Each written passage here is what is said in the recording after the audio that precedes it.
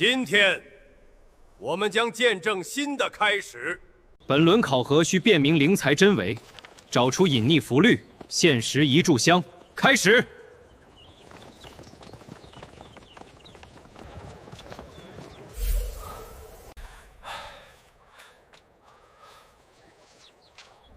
这些灵材仿得极真，我变了半天才敢确定。你可得小心。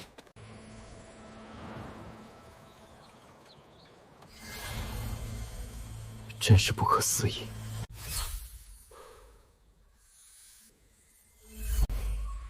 这3株表面附有灵光粉，本质是凡草，并非上品灵珠。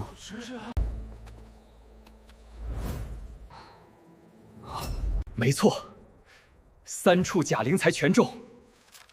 你这变灵眼力，远超同届弟子。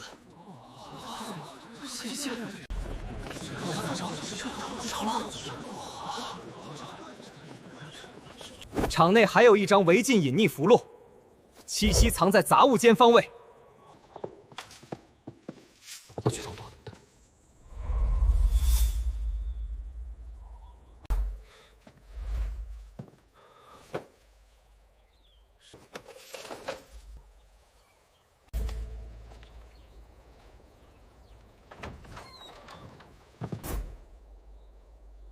这张隐匿符是执事特意藏的，往届少有人能找出。假灵材全辨出，隐匿符也精准找到，这考核成绩已是全优。晚辈只是侥幸，天生对气息波动敏感一些罢了。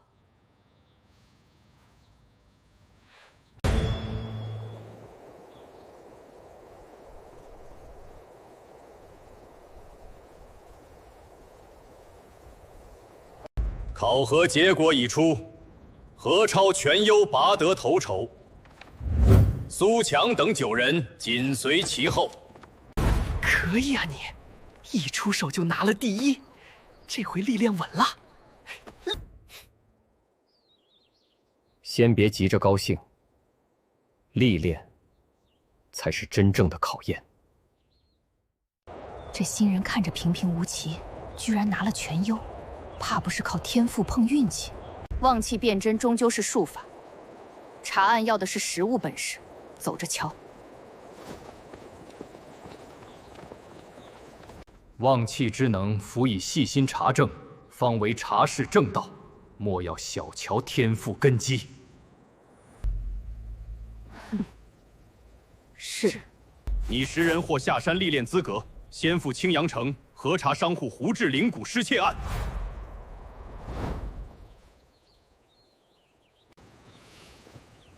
核实真相后依规处置，功绩达标，方可入执法堂候补之列。弟子领命，定当查明真相，不辱宗门使命。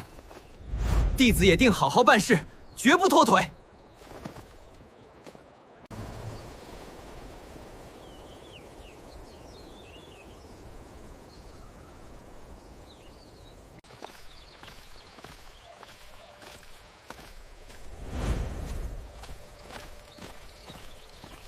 刚入内门，就能接历练任务，还是执法堂的差事，想想都痛快。历练不比宗门考核，山下情况复杂，万不可掉以轻心。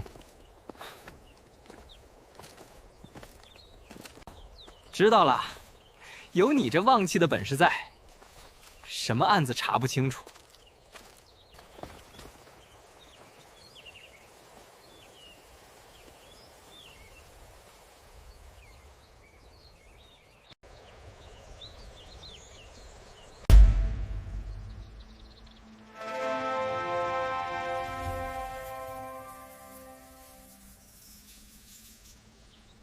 今日便是历练启程之日，本座先给诸位发放历练物资。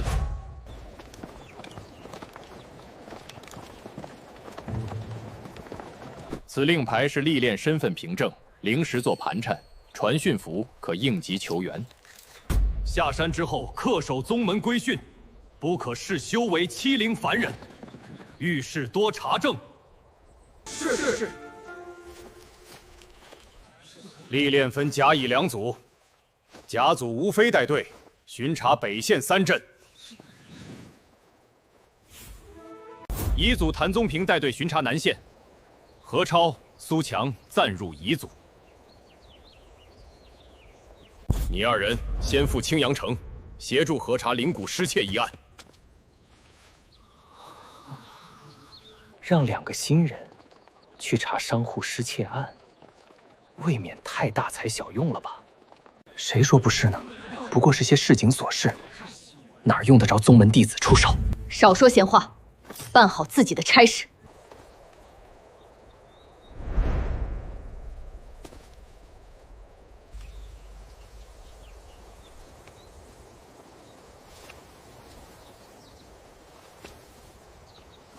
报案人是青阳城胡记灵谷行掌柜胡志，称30上品灵谷失窃，他怀疑是周边山匪所为，但镇务司查了数日，毫无头绪。此事已引得城内商户人心惶惶，你们需尽快查明真相。执事放心。不过是一桩失窃案，我们很快就能查清。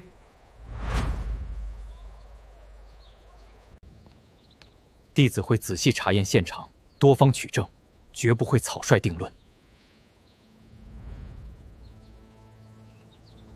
甚好，遇事多思，莫要被表象迷惑。去吧。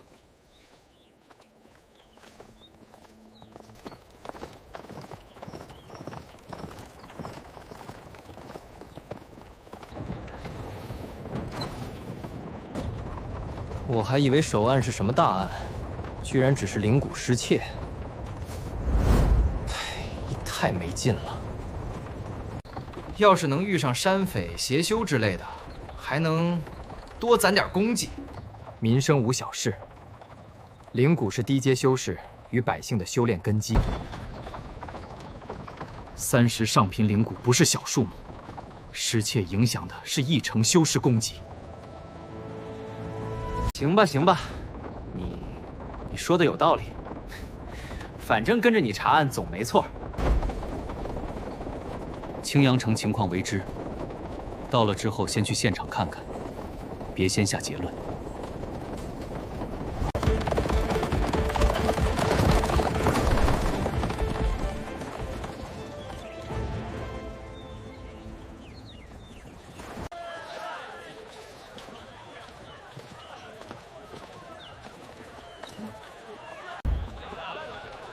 这青阳城还挺热闹，比宗门山下的小镇繁华多了。先办正事，找到灵谷行，去现场查验一番。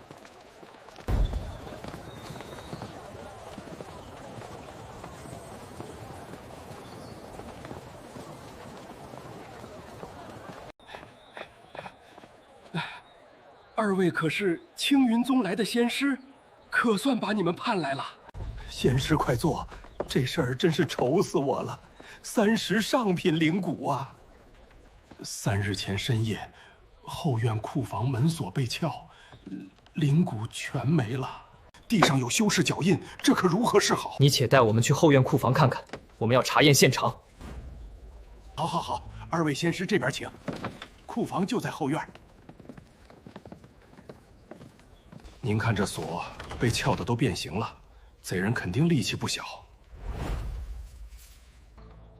撬痕力道轻浮，深浅不一，不像是外力硬撬。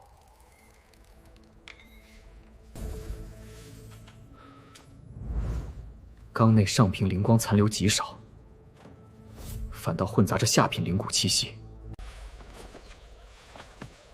店内有几位伙计？案发前后，可有异常之人出没？就一个伙计，几日前已经辞工回乡了。伙计叫什么名字？在店里做了多久？因何辞工？叫田小花，做了3年了，家里有事就走了，没别的原因。掌柜的，再好好想想。辞工之前，他可曾与你有过争执？没有，好聚好散，哪来的争执？有没有遗漏了的线索？对查案很重要。这没有了，仙师，我知道的都已经说了。看了一圈，除了撬痕和脚印，啥线索都没有，这怎么查？方才查验库房，我发现不少疑点，掌柜多半没说实话。他哪里有问题？我看他挺着急的，不像装的。门锁撬痕是伪造的，库房里也没有上品灵骨该有的灵光。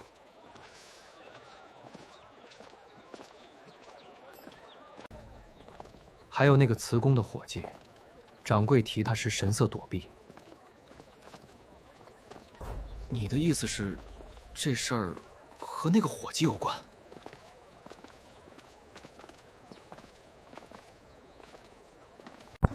未必是他做的，但他肯定知道些内情。先找到他再说。胡掌柜气机浑浊闪烁，言语多有遮掩，此事必有隐情。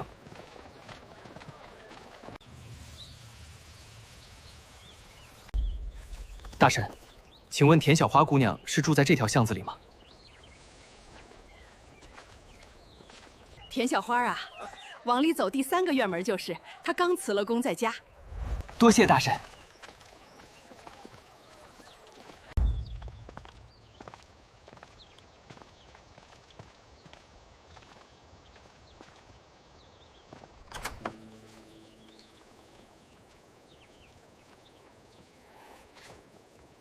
你们是谁？找我有什么事儿？我们是青云宗历练弟子，来查胡记灵骨行失窃一案。灵骨失窃跟我没关系，我已经辞工了。姑娘别急，我们就是问几个问题，没别的意思。我们只是核查案情，你若知道内情，如实说便是。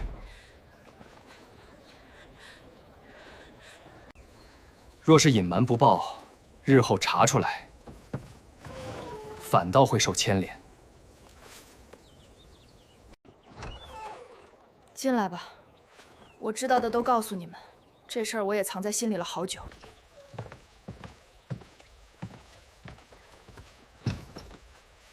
胡掌柜他根本不是什么受害者，他一直在以次充好，把下品灵骨掺在上品里卖，赚黑心钱，都好几个月了。居然有这种事！你没劝过他吗？我劝过，反倒被他呵斥威胁，说我多管闲事，我才辞工的。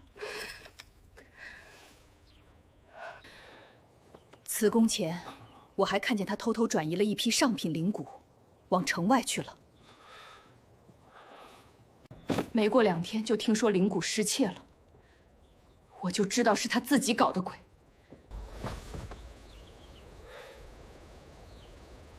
你看清他转移灵骨的时间和方向了吗？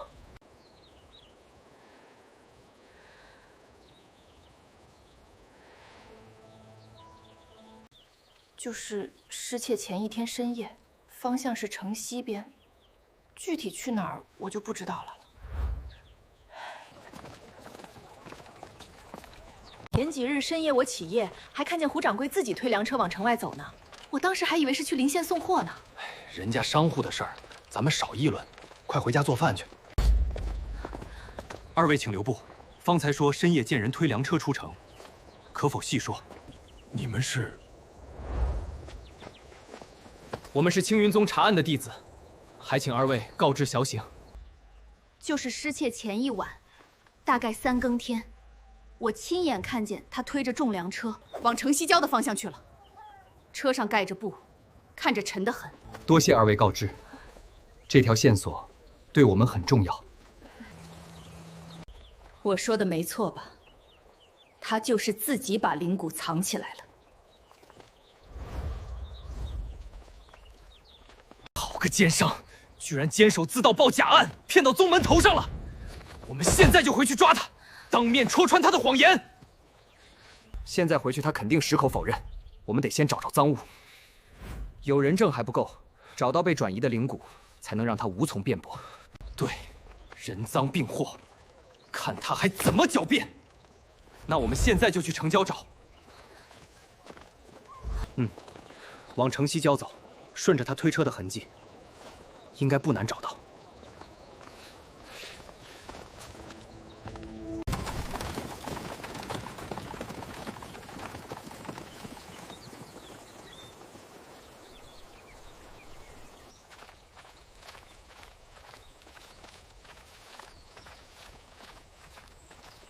这都走了快1刻钟了，怎么还没看到藏东西的地方？别急，车辙痕迹还很新，说明离得不远了。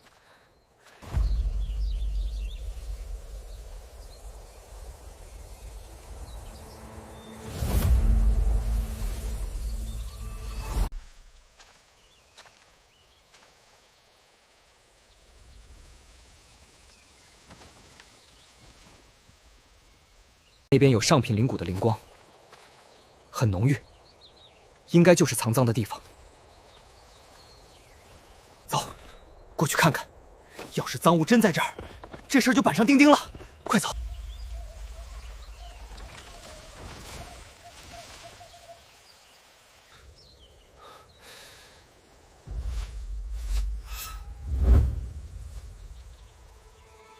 果然藏在这儿。我们直接进去搜赃物吧。不急，守在这里，他肯定会来处理这批灵骨。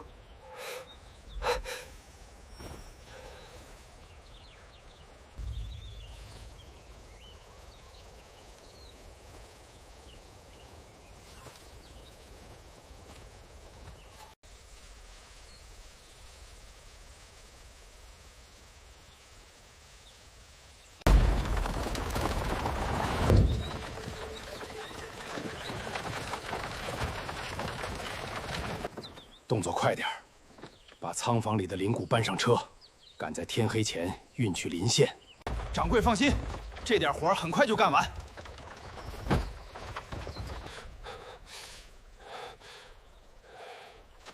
你们是谁？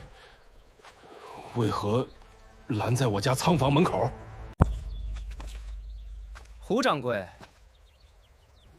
这么快就不认识了？我们是青云宗查案的弟子。原来是2位仙师，不知来这儿荒郊野外做什么？我们来看看胡掌柜失窃的30上品灵骨。怎么会在这里？你胡说什么？这是我别的货，跟失窃的没关系。是吗？那我倒要问问，门锁的撬痕是你自己伪造的吧？库房里上品灵骨气息稀薄，反倒全是下品灵骨的驳杂气。你长期以次充好谋取暴利，亏空了便报假案掩盖。我说的对不对？失窃前1晚，你亲自推粮车来这里，洪老板夫妇都亲眼看见了。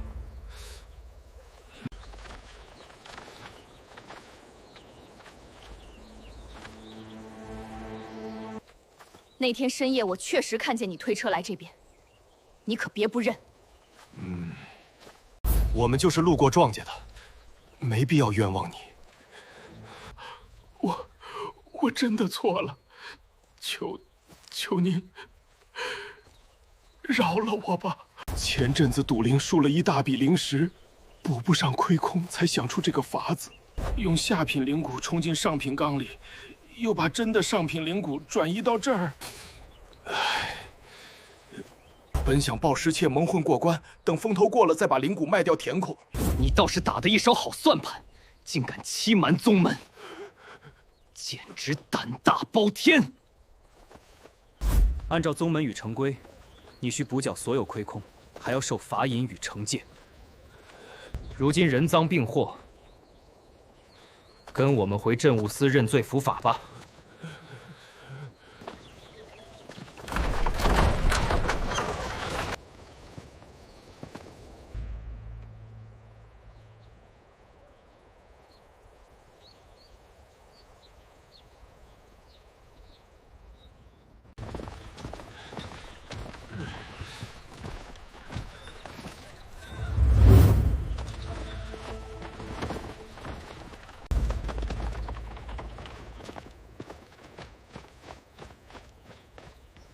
这案子总算是破了，没想到首案就这么顺利。多亏了旺气之能，也多亏了证人肯出面作证。接下来把人证物证交接清楚，办好文书，就可以回宗门复命了。好嘞，这事儿办完，咱们也算是立下头一份功绩了。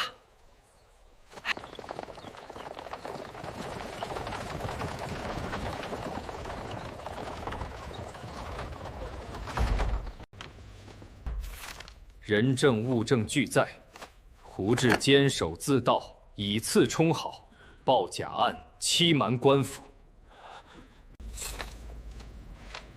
罚没全部非法所得，退还受骗商户货款，停业整顿3月。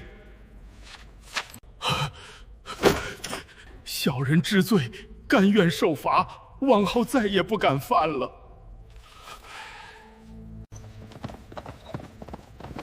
大人处置公允，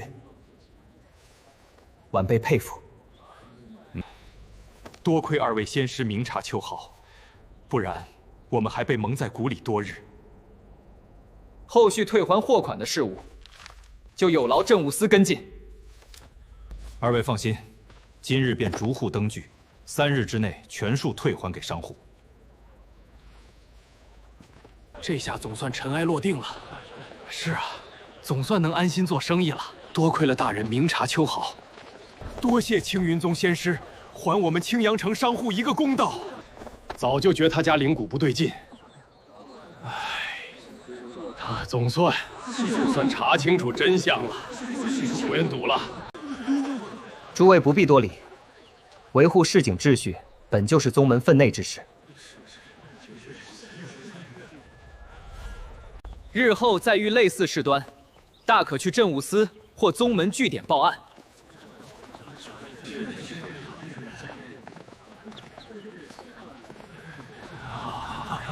多谢2位仙长。是。只是灵谷案已查明，系涉案之人自盗，现已结案。做得好，行事稳妥，查证周全，没被表面假象迷惑。传令嘉奖，历练功绩各加1等，继续勤勉。谢执事嘉奖，弟子定当再接再厉，办好后续各项差事。怎么样？执事怎么说？是不是夸我们办得不错？执事大人说了，此次你们的功绩各加1等。真的吗？功绩各加1等？太好了！首案就加功绩，这趟历练真是没白下山。刚收到宗门传讯，青阳城的案子被那2个新人破了，首战就告捷，还加了功绩，这实力倒是不容小觑。能一眼辨出假灵才，观察力本就过人，破案也不意外。不过是运气好罢了，刚巧遇上证人，算不得真本事。真要是遇上棘手案子，未必还能这么顺风顺水。少说闲话，办好我们自己的巡查差事，别分心。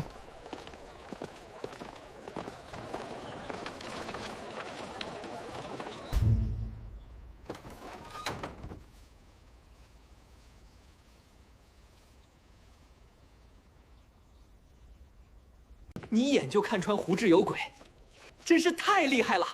以后我就跟着你办案，肯定能攒下不少功绩。不过是天生对气息敏感，光有旺气之能不行，办案终究要靠查证据，还得一步步核实证据才算稳妥。请问有人在吗？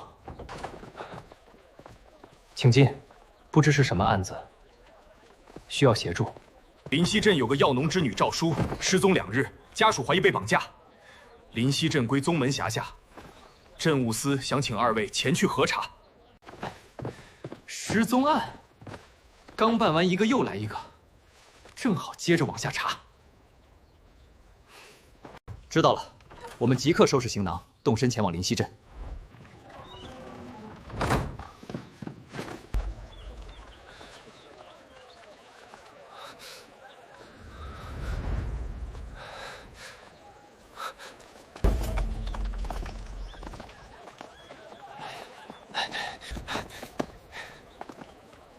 二位可是青云宗来的仙师？我是报案人，是失踪女子的未婚夫。正是，你且莫急，把失踪的经过细细说我们听。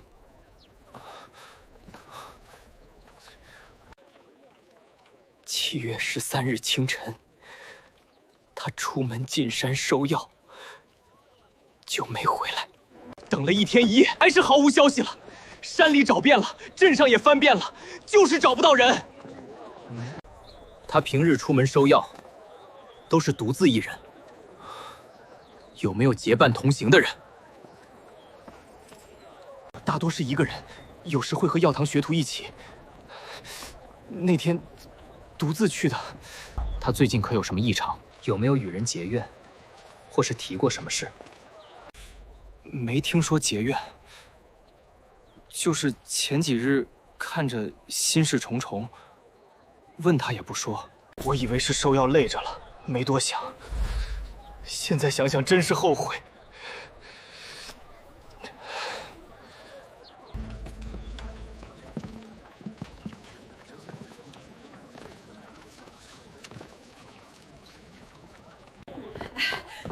二位仙师稍等，我去叫那位何宇，他和赵叔最是要好。二位仙师好，我是药堂学徒，和赵叔一同在药堂做学徒。失踪前几日，他可有什么反常举动？你仔细回想一下。他那几日总是心事重重，经常坐着发呆。前几天，他还找我借了2枚下品灵石，让我别告诉黄安。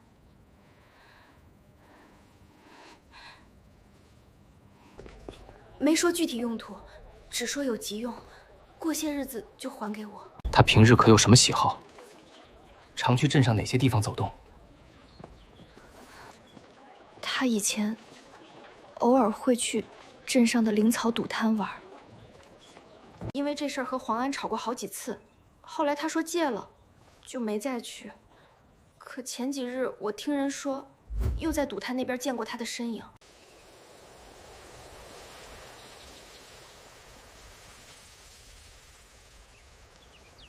怎么样？问出什么线索了吗？赵叔他有没有消息？我们得知，他失踪前曾去过镇上的灵草赌摊，他还欠了外债，特意瞒着你。此事你之前可知情？什么？他又去赌了？我跟他说过多少次？以前就因为赌灵草欠过钱，我帮他还了，他发誓再也不碰了。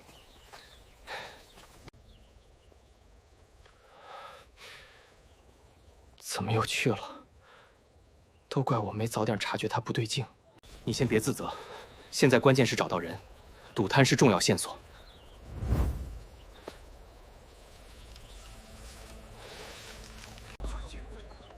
他失踪大概率和赌摊有关，我们先去赌摊查问情况。多谢大人信任。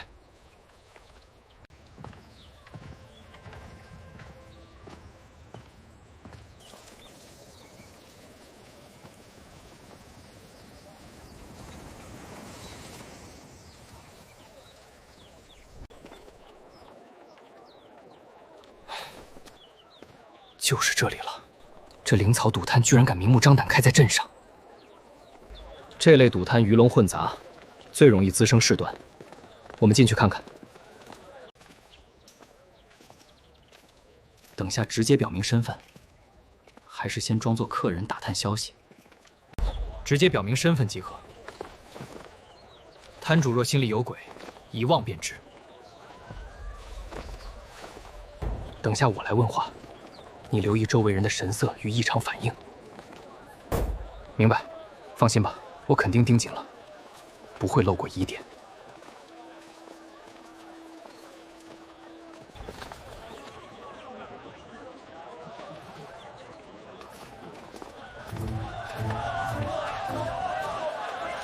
来，各位客官，今日手气如何？压大压小，买定离手。大。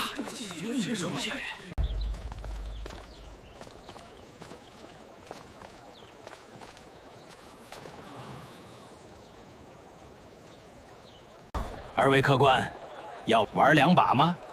今日灵草品质都不错。我们是来查访赵叔下落的。赵叔可曾来过此处？我不知道。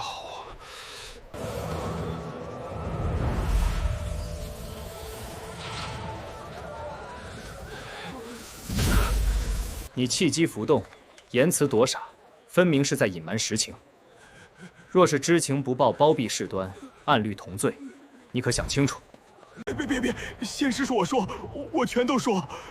他前日确实来过，还欠了洪老板40枚下品灵石。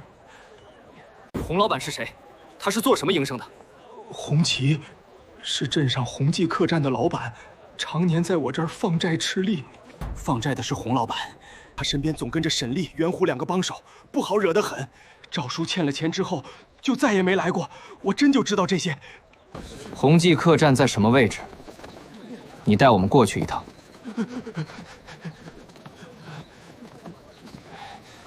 就在镇东头，我就不去了吧，怕洪老板报复。有我们在，他不敢把你怎么样。前面带路便是。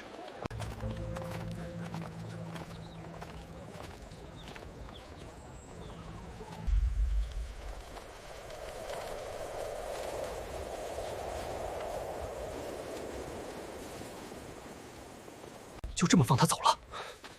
万一他进去报信怎么办？无妨，就算报信，他们也来不及转移人质。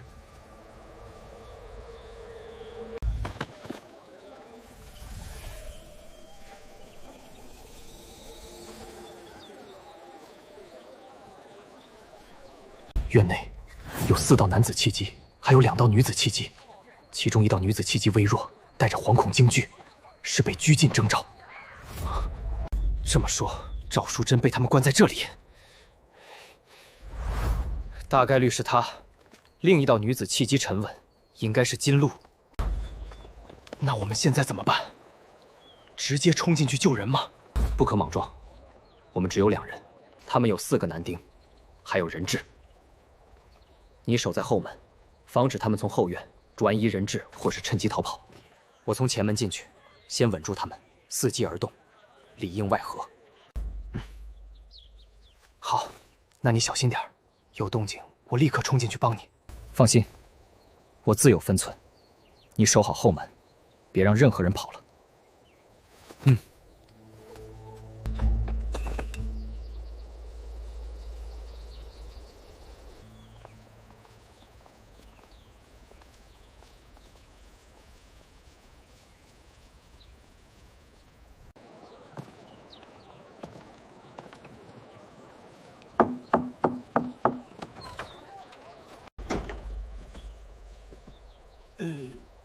这位仙师，需住店还是用饭？失踪和赌债的事，赵叔，原来是宗门仙师，快请进，屋里坐，咱们慢慢说。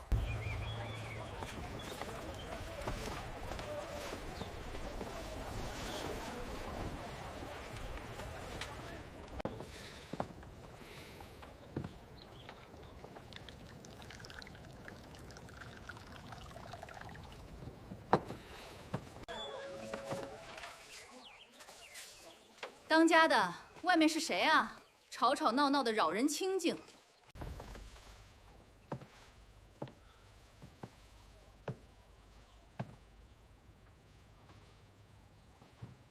是青云宗的仙师来问赵叔之踪的事，没什么要紧。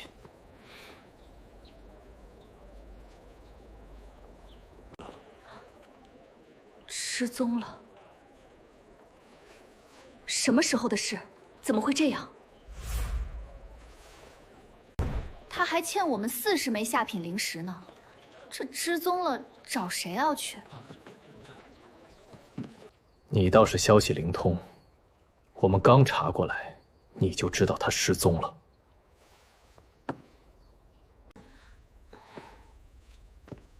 我也是听街坊说的，毕竟他欠着我们钱。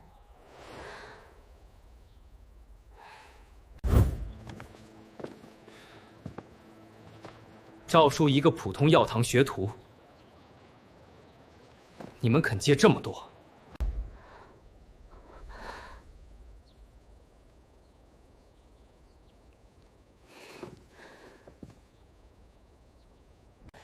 我以前和他是同堂学徒，关系一向要好，才肯帮他。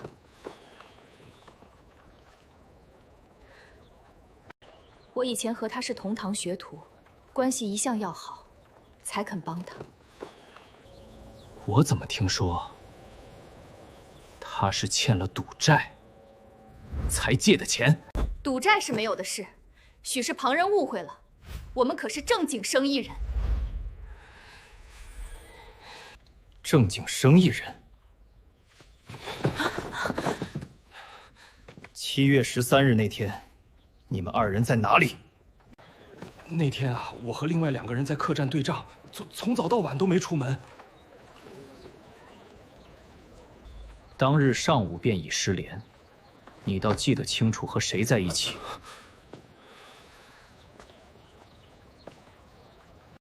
你特意提沈丽、袁虎，恰恰说明他们2人也是同伙。你胡说！ 我们没绑架人，你别血口喷人！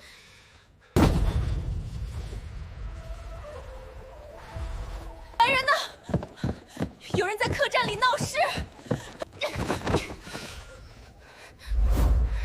还想跑？老老实实束手就擒，还能少受些责罚。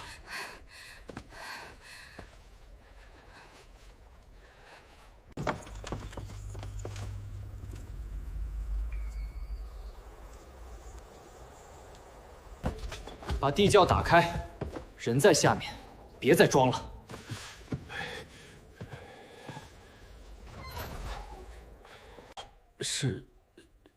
是在下面，我这就开。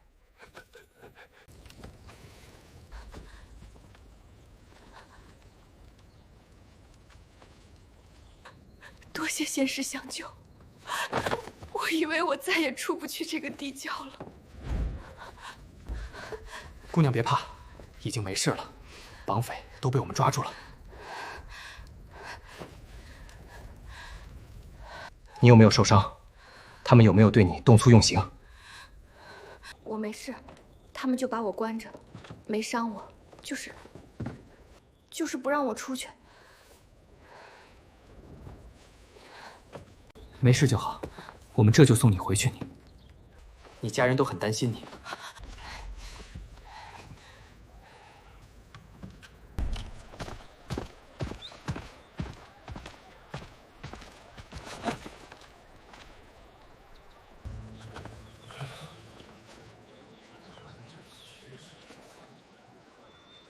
出事了，咱们快跑，别被抓住了！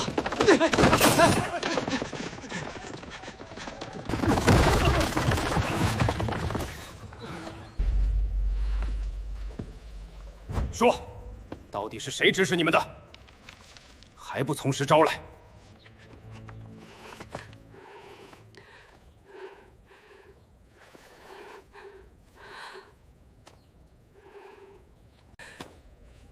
当年，我和另一个女子一起考宗门附属药堂，明明我成绩更好，是她揭发我作弊，害得我落选，只能嫁人生意度日。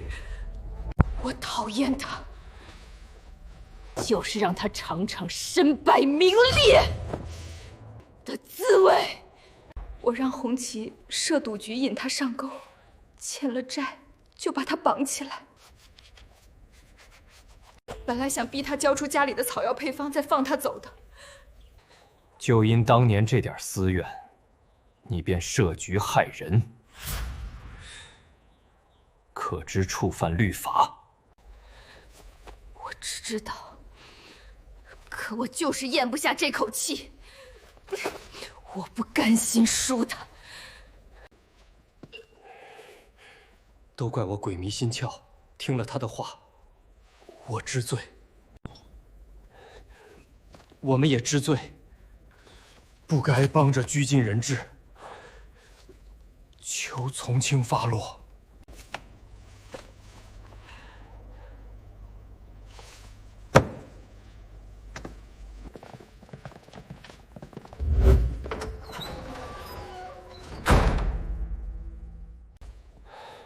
就为了当年的恩怨，毁了自己也害了别人，真是不值当。一念之差，身陷囹圄，做人还是得心存正道才行。顺带将镇上的灵草赌摊一并取缔，免得再坑害旁人。阿叔，你可算回来了，你没事吧？有没有受伤？我没事，多亏了二位仙师救我出来。多谢二位仙师救了小女，大恩大德，无以为报。不必多礼，救人就是我们宗门弟子分内之事，往后切记远离赌局，莫要再被人诱骗，平白惹祸上身。我记住了，以后再也不碰赌了。多谢仙师教诲。都怪我没照顾好他，以后我一定看紧他，不让他再犯错。人平安回来就好，以后好好过日子，别碰那些歪路。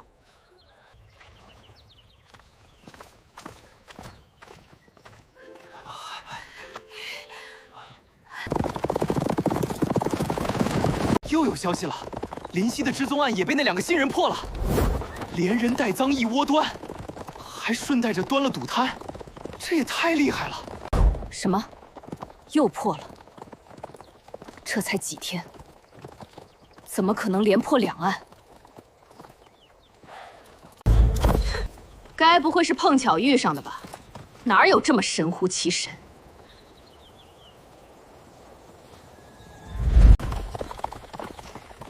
一次是运气，2次可就不是了。何超是真有本事。办案讲究证据与思路，他能连破2案，自有过人之处。都别议论了，抓紧时间赶路，别耽误了巡查差事。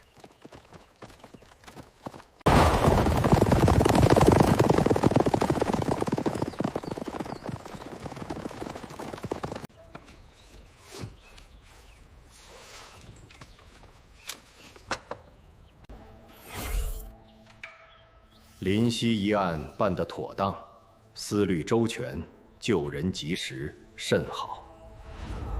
你们2人功绩再加一等，休整1日后前往望云乡。观澜书院发生灵吉失窃案，你们前去协助查办。弟子领命，休整完毕即刻动身，定当查明此案。又加功绩！观澜书院灵吉失窃，听着就不简单。灵吉可是重要物件，居然有人敢偷书院的东西，胆子不小。灵吉关乎书院弟子资质认证可，失窃非同小可，得谨慎对待。我们今日休整1晚，明日一早动身前往望云乡。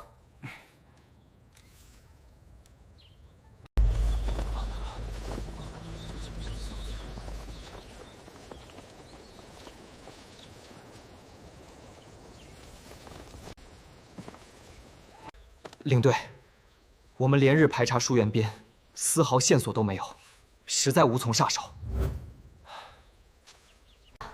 所有可疑人员、往来踪迹全都核查过了，全程毫无破绽。这案子太过蹊跷。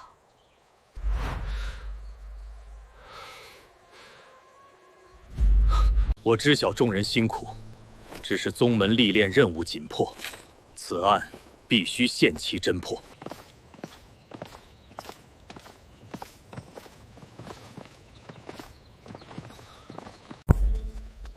乙组弟子何超，奉命前来望云乡参与历练查案。乙组弟子苏强前来报道，听从领队安排。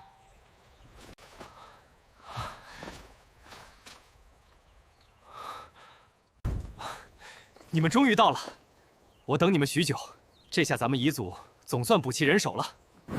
我来介绍，这3位都是族内同门，皆是踏实能干的弟子。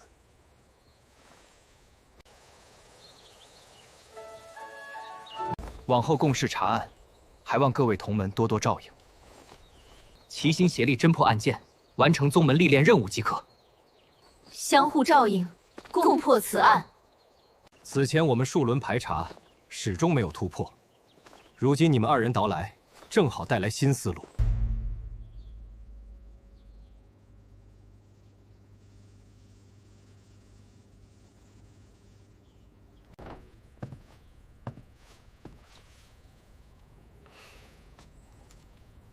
你们先坐，我详细告知此次案情，你们仔细倾听。是，领队。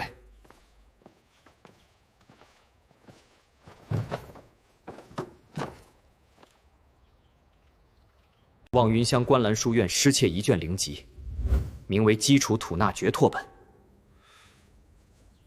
此灵籍修炼品级不高，并无极高修炼价值，却是书院启蒙弟子唯一的修炼典籍。对书院而言，此卷灵籍意义非凡，是书院传道授业的根本典籍。报案人是观澜书院先生王琦，他称存放灵籍的银箱被人撬开，灵籍凭空失窃。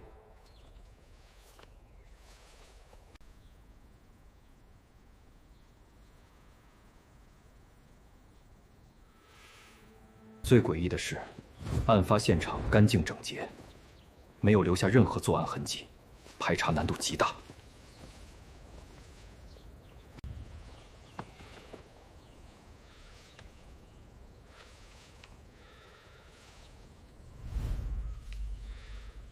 现场无痕迹，要么是惯犯作案，要么是熟人熟知场地，特意规避了破绽。正是如此。你们今日先通读所有案卷，摸清全部线索，明日再分配排查任务。案卷内记录了相关人员信息、现场勘查结果，前期排查记录十分详尽。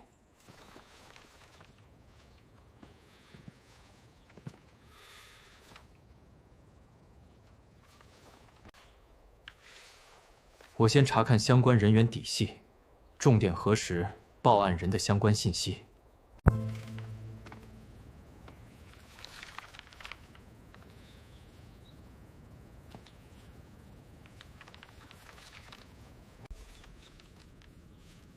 何超，都到饭点了，先去吃饭吧。案卷下午再看也无妨。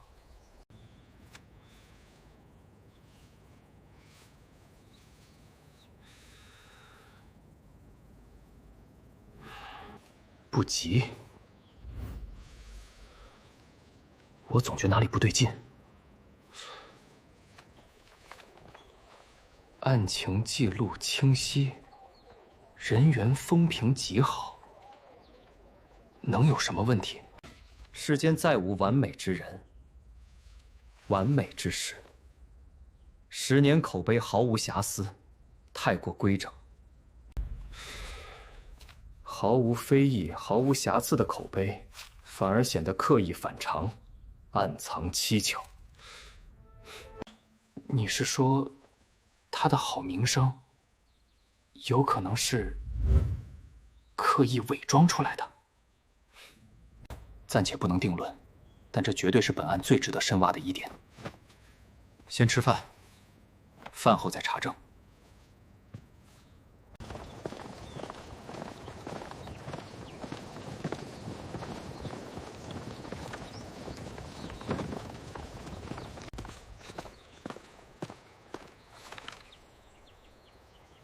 此前镇务司多次走访排查观澜书院周边，始终一无所获，陷入僵局。我安排你们2人前往毗邻书院的荡山村暗访，排查案发当日可疑人员踪迹。如今别无良策，算是死马当活马医，你们尽力探查即可。领队放心，我正想借助山村周边契机，探查异样线索。我们即刻动身，细致走访排查，绝不放过任何一处可疑踪迹。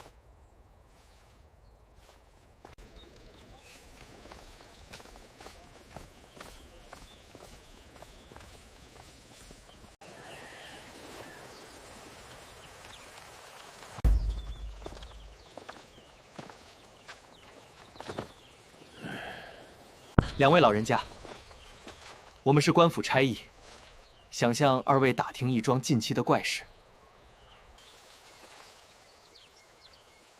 我知道，是观澜书院丢书的案子，对吧？前后好几波官府的人来过了，我们村里一直安稳无事。案发当日，村内或是村口，可有陌生可疑之人出没？村里平日里往来商贩、访客不少，人来人往，实在无从分辨。我们年纪大了，眼神不济，平日里只聊家常，没留意这些异常踪迹。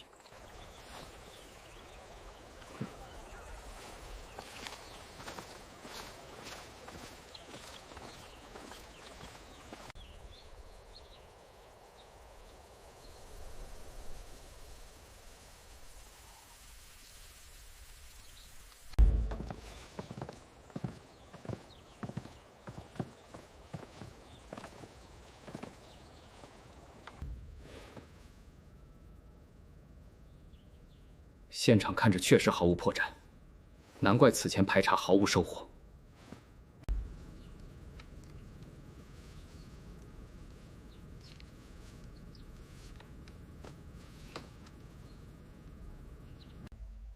锁头完好无损，没有丝毫撬动、磕碰的痕迹，绝非外力强行开启。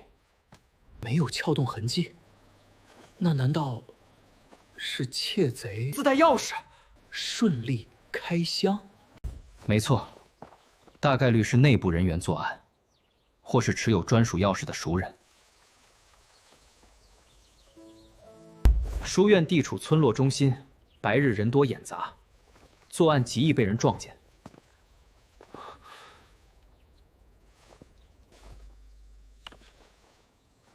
窃贼必定是深夜作案，且对村内路径、书院布局极为熟悉。如此说来，排查范围就能大幅缩小，重点核查村内熟人、书院相关人员。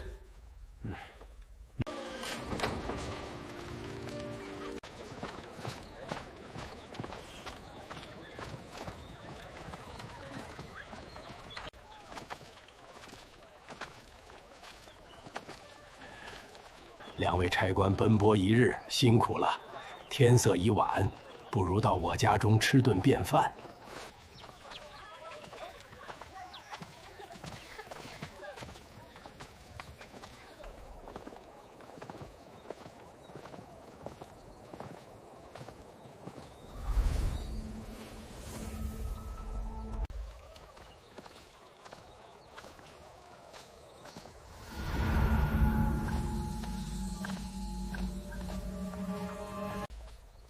这股灵光与失窃灵籍气息完全同源。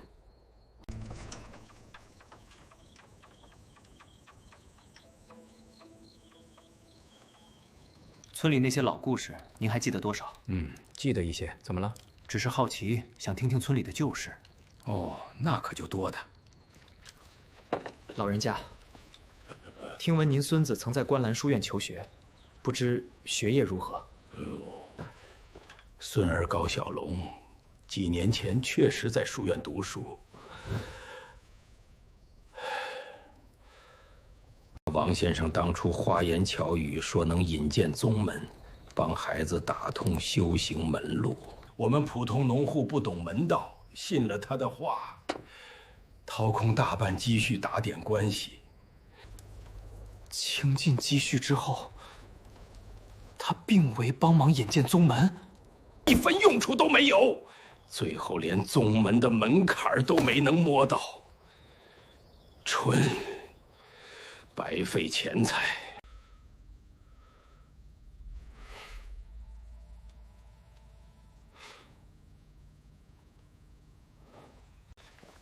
原来还有这般隐情，多谢老人家告知。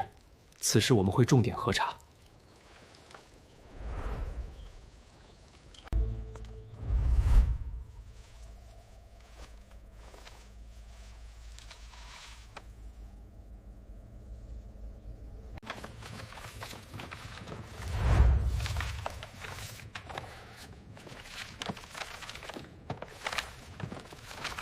难道王琦的完美口碑真的是刻意伪装，私下欺瞒百姓？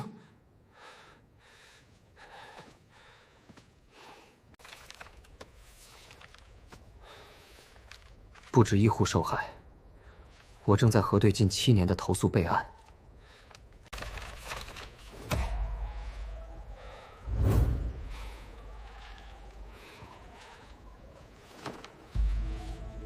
7年来，共有4名学生被那名父子以各类名目骗走家中零食。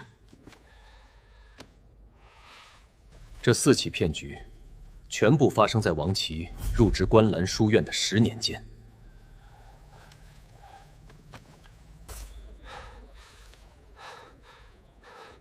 4名受害者分别是谁？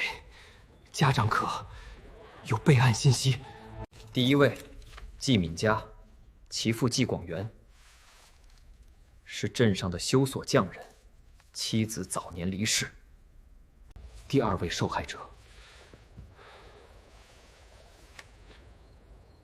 正是我们傍晚遇见那对夫妇的孩子。还有杨龙，父母杨卓、苏晴；赵妹妹，父母文轩、林丽。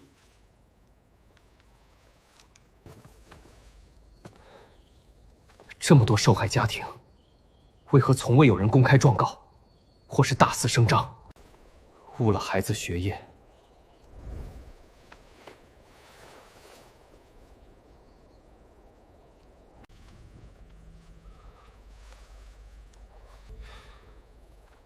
我已经理清全部脉络，灵吉失窃案绝非普通偷盗案件。你的意思是，此案和这些受骗家长息息相关？没错，大概率是这几位受骗家长联手作案，偷走灵吉。他们无权无势，告状无门，只能借失窃大案，逼官府彻查王琦。原来如此，看似偷盗灵吉，实则是想揭露那人的骗人行径。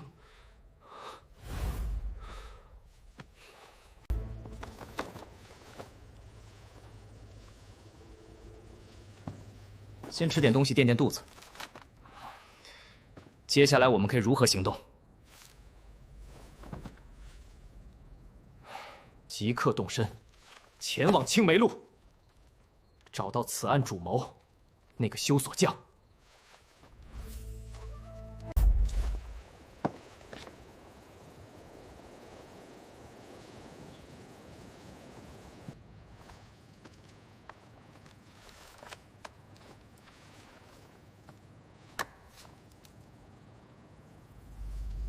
此法可行，完美口碑必有疑点，值得深入核查。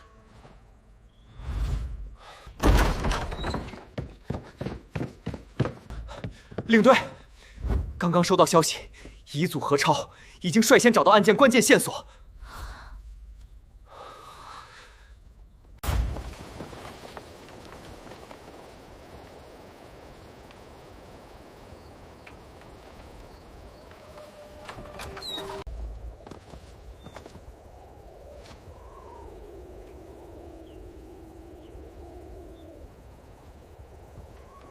季广元常年在此修锁，也是4位受害家长中最关键的一人。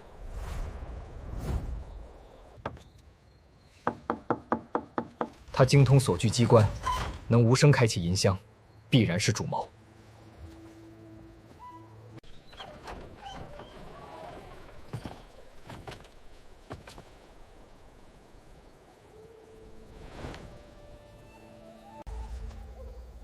两位深夜到访，不知有何要事？你周身灵光沉郁内敛，无半分凶戾，只剩满心郁结不平。你虽策划偷盗灵籍，却绝非恶人，只是被逼无奈。进来说吧。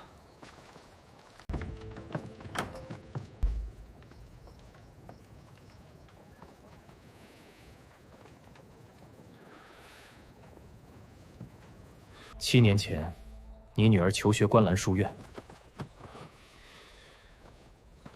被王琦许诺保送宗门。他以打通宗门关系为由，骗光你家中全部积蓄。此后7年，你暗中联络其余3户受害家长，联手盗取灵籍。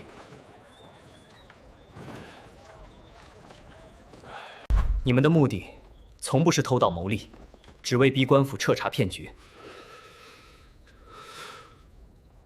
没错，一切皆是我策划，与其余几家无关，我一人担责。你明知犯法，为何还要执意行事，不肯走正规告状途径？普通百姓告状无门，官府此前从未深究。当年我女儿满心修行梦，被王琦哄骗，耗尽家中所有。我妻子得知积蓄全无，女儿美梦成空，郁结于心，重病离世。我孤身一人，无所牵挂，只想揭穿王琦伪善的真面目。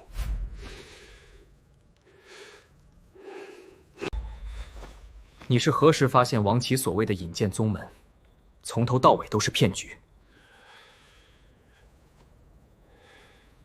我偶然发现，他私藏了本该赠予宗门执事的专属玉佩。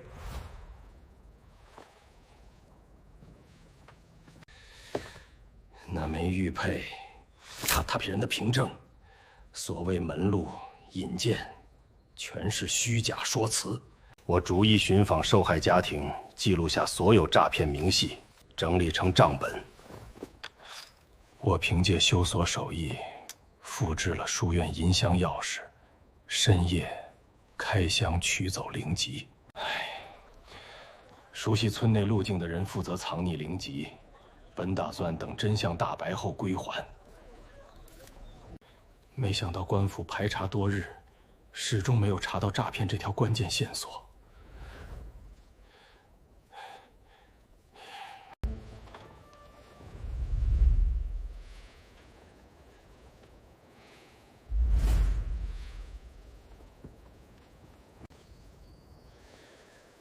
案情始末我已全部坦白，任凭宗门、官府处置，我毫无怨言。房梁木盒之中，是我整理7年的诈骗账本，记录全部实情。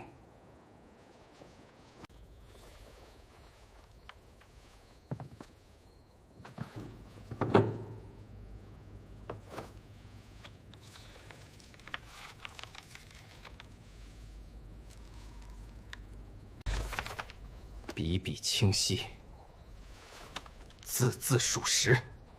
王琦实在过分。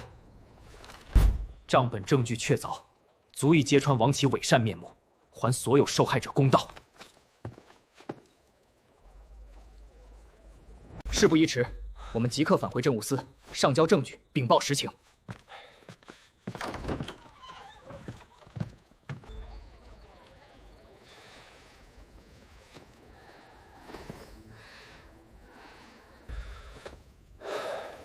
这案子太过诡异，线索全无，我们根本无从下手。眼看限期将至，我们依旧毫无突破，怕是难以完成历练任务。我也深知难处，只能耐心等待何超、苏强的排查结果。太好了，何超不仅抓获嫌疑人，还找到了关键证据。真的？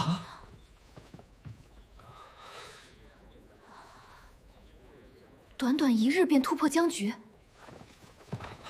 没错，案情已然明朗。我立刻向执法堂石东执事汇报喜讯。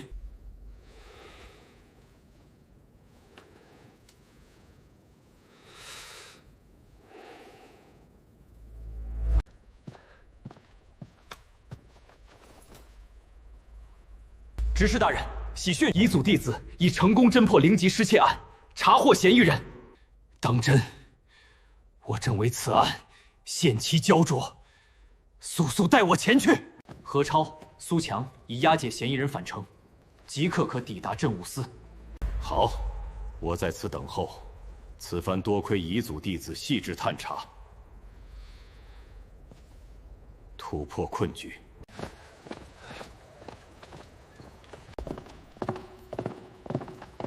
执事大人，此为本案全部证据。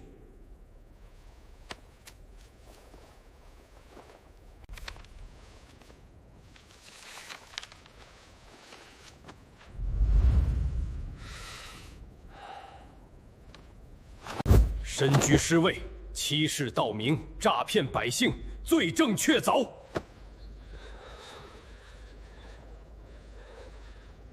即刻下令：第一，派人前往砀山村追回失窃灵吉，妥善收纳；第二，即刻抓捕王琦归案，依规彻查其全部罪责，严惩不贷。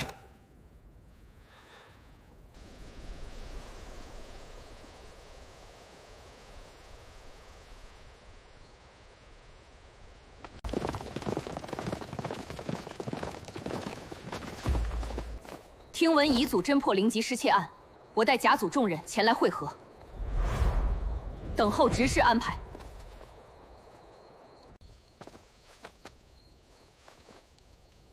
多谢甲组配合，我当众详述本案完整案情。此次灵吉失窃，并非无端偷盗，乃是6名受骗家长联手所为。我将逐点出6名涉案者，皆为受害学子父母。众人因子女被王琦诈骗，告状无门，才出此下策，盗取灵吉鸣冤。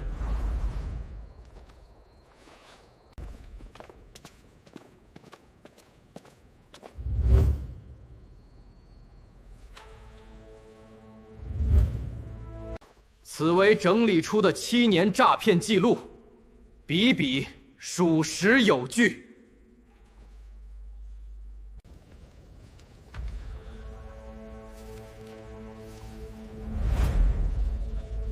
这王琦身为书院先生，满口仁义道德，便教书育人，口碑极佳，背地里欺瞒乡邻，实在道貌岸然。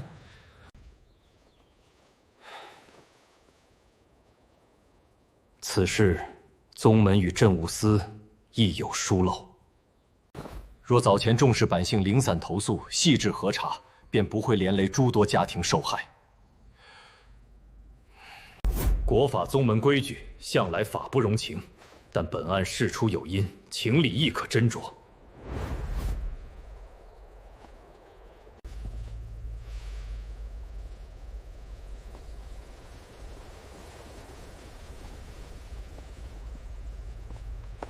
现即刻分派任务，全员分头行动，高效办结此案。吴非带领甲组弟子旋往砀山村寻回失窃灵吉，传唤高民附zus。是。甲组众人听令，即刻前往砀山村执行任务。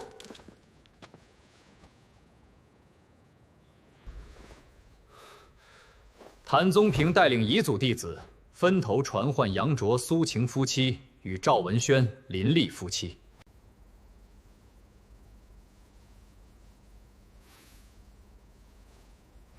遗组弟子随我动身，依规传唤涉案家长，不得惊扰百姓。谭宗平带领一队值守弟子，即刻前往观澜书院，抓捕涉案人王琦归案。属下领命，即刻带队出发，确保顺利抓捕，不留疏漏。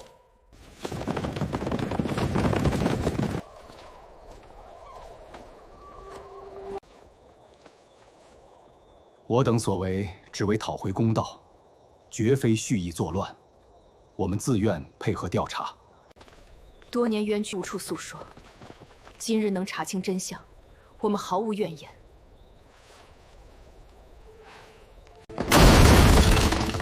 住手！罪证当前，妄图销毁凭证，只会加重自身罪责。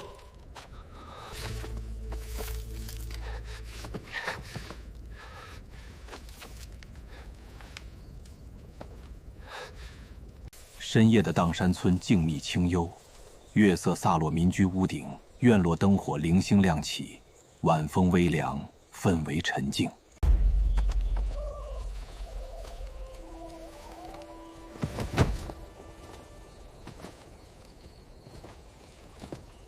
灵籍完好无损，未曾损毁。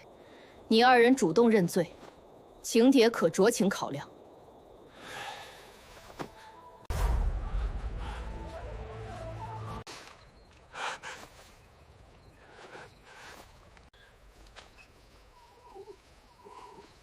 我一生安分守己，家中竟出此事。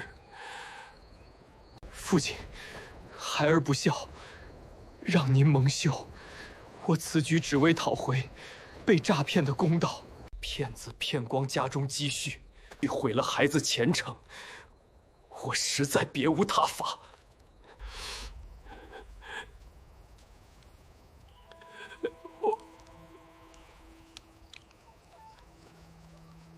我知晓你心中苦楚，只是行事莽撞，终究触犯了宗门规矩。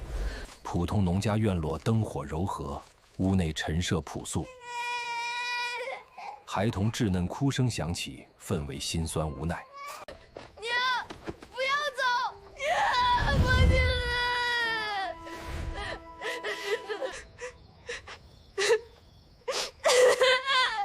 爹娘，不要走！你们不要丢下我一个人。小朋友别怕，你的爹娘只是配合核查，很快就会回来的。乖乖在家等候，爹娘问完事情就回家陪你。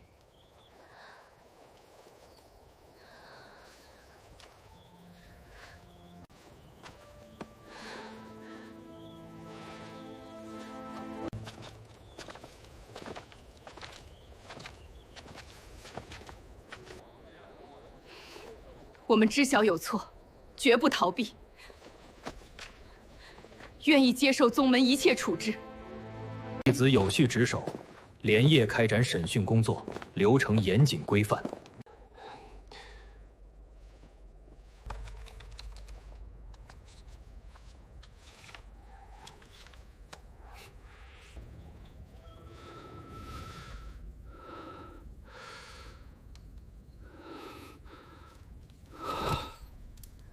王琦身为传道先生，知法违规，欺瞒乡邻。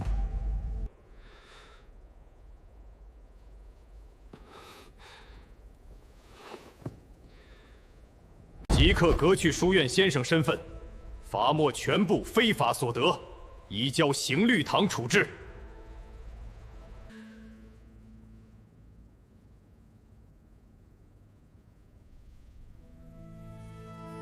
6名家长蒙冤在先，且主动认罪，保全灵籍。从轻处置，罚3月劳役，抄写宗门规训100遍，以儆效尤。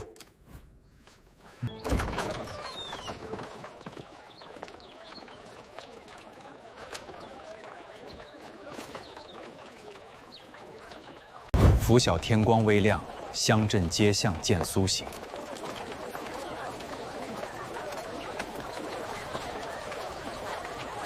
案件判决结果传遍乡镇，百姓尽知晓前因后果，纷纷称赞宗门断案公允。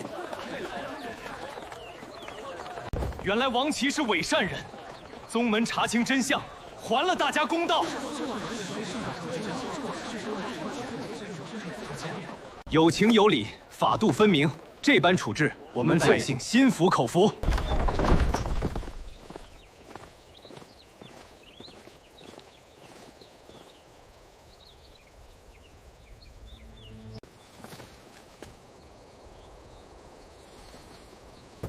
何超，此番你侦破灵级大案，居功至伟，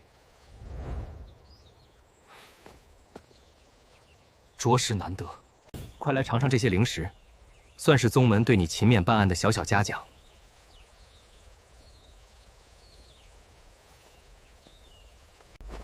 多谢领队厚爱，办案皆是弟子分内职责，不敢居功。你不必谦逊，从疑点排查到锁定真凶，思路清晰，心思缜密。石东执事对你极为赏识，特意让你即刻前往主织房见他。弟子遵命，即刻前往主织房拜见执事大人。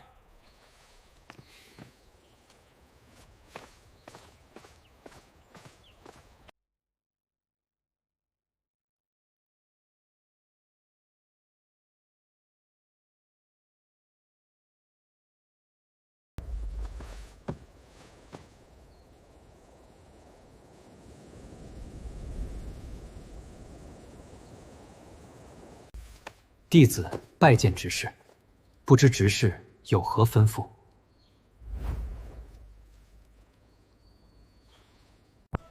无需多礼，坐吧。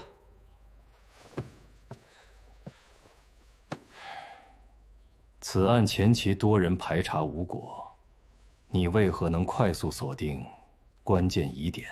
回执事，我首先发现银锁完好，无撬动痕迹，断定为熟人作案。其次，王琦剖碑构于完美，毫无瑕疵，刻意反常，暗藏问题。最后核对历年投诉记录，串联线索，锁定受害家长涉案的真相。思路缜密，逻辑清晰，懂得察微析疑，实属历练好苗子。宗门已为你记录功绩一次，协同办案者亦有相应嘉奖。多谢宗门栽培，执事提携，弟子后续必定勤勉履职。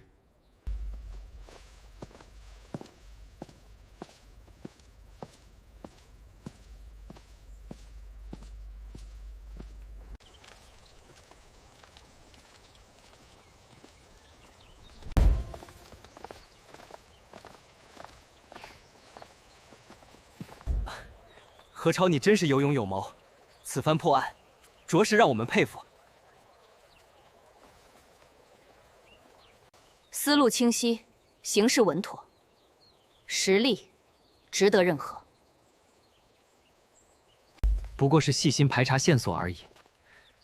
甲组各位同门实力出众，我还要多学习。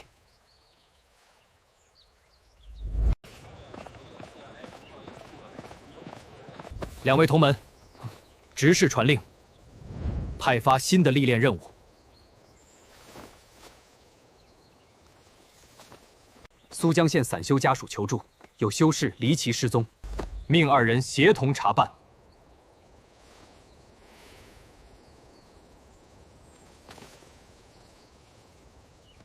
收到，即刻收拾行囊，准备动身前往苏江县查案。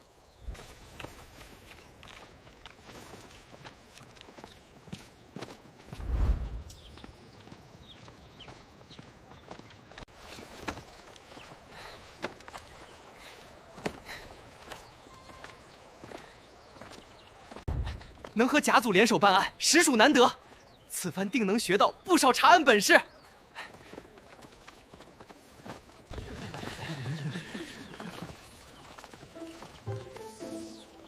你这黑眼圈也太重了，昨夜熬夜做什么去了？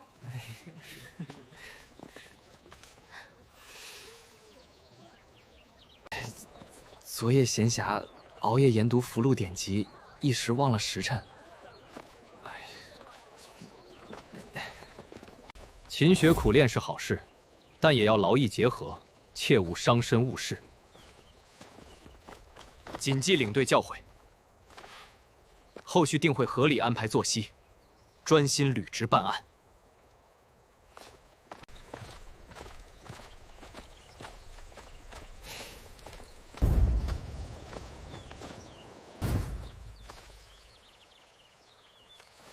这位年轻弟子沉稳有度，不知师从何处。回城主，此乃何超，入行不久已连破3桩疑案。年纪轻轻，办案能力出众，属实少年有为，难得可贵。城主有所不知，他自愿放弃文道文发士位列第7，专修武道与刑律，一心深耕查案之道。苏江县修士失踪一案疑点颇多，还望2位细致核查，务必查清案件真相，安抚失踪者家属，稳定地方民心。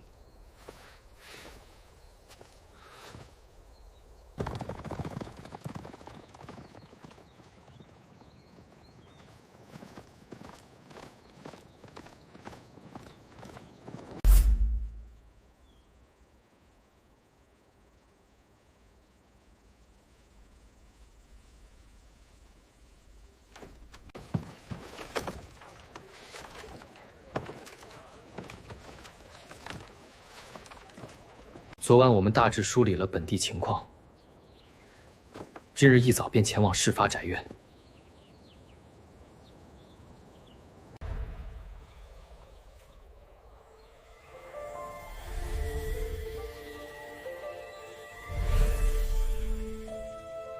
其丈夫夏阳报案，江淼无故离家，已整整8日杳无音信。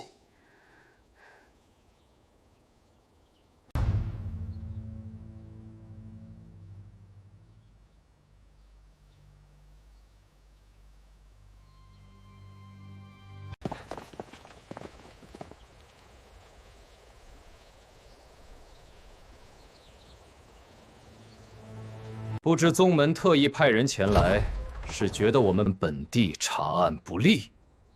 各司其职，协同办案，只为尽快查清失踪真相。请将本案卷宗交予我们，以便核对线索，推进排查。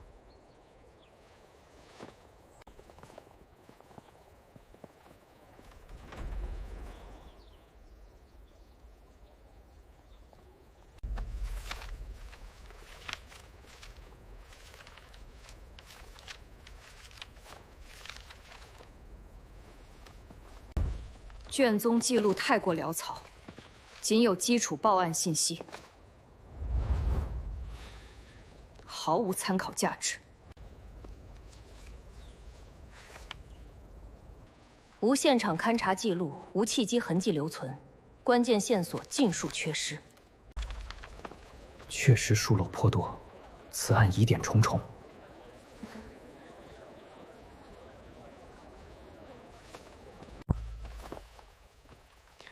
仅凭现有记录，根本无法判断失踪缘由，必须重新勘查现场。并非我们疏漏，本案现场确实毫无异常痕迹。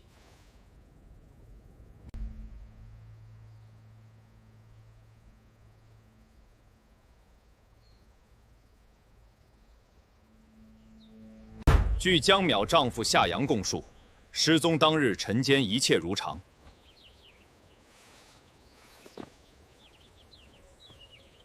短短1个时辰，便凭空消失，不知所踪。他离家时带走一身劲装，一个储物袋与一双代步鞋。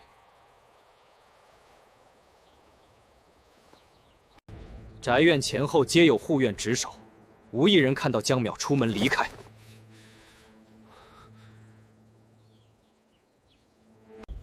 值守护院皆是凡人，无法察觉修士隐诺身法，大概率遁数离开。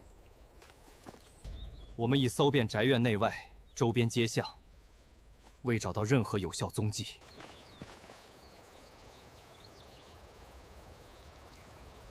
据周边邻里供述，这对夫妻平日相处和睦，从无争执。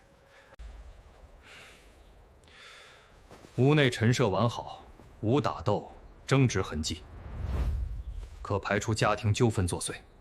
目前锁定2名可疑人员，均有作案嫌疑。其一为李木子，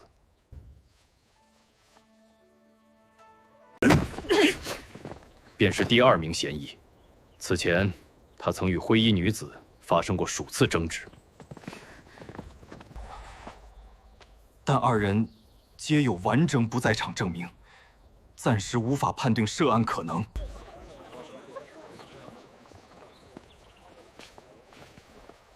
线索矛盾，疑点繁杂，空谈无用。我们即刻分区勘察宅院各处，重新搜寻遗漏的细微痕迹。众人分工协作，细致排查，务必找到江淼失踪的关键线索。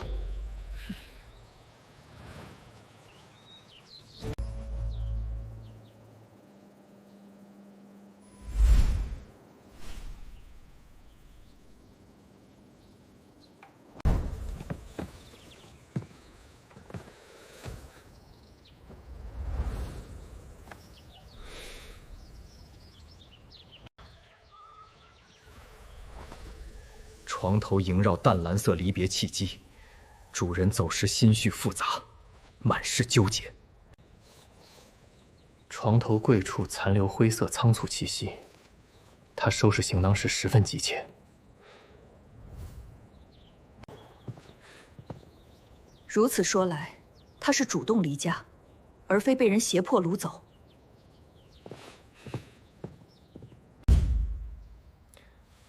大概率是主动离去。我顺道核对了护院巡逻路线与值守规律。护院值守前后正门与主院通道，侧院闲置卧房是巡查盲区。若从侧院动身，完全可以避开所有值守，神不知鬼不觉离开。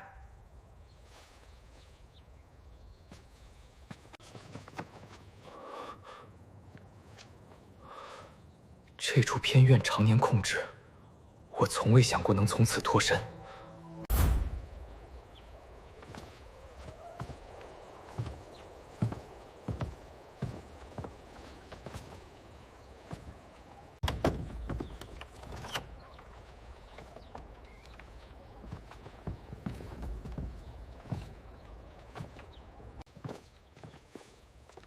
门窗皆无破损，若不走正门，他究竟是如何离开宅院的？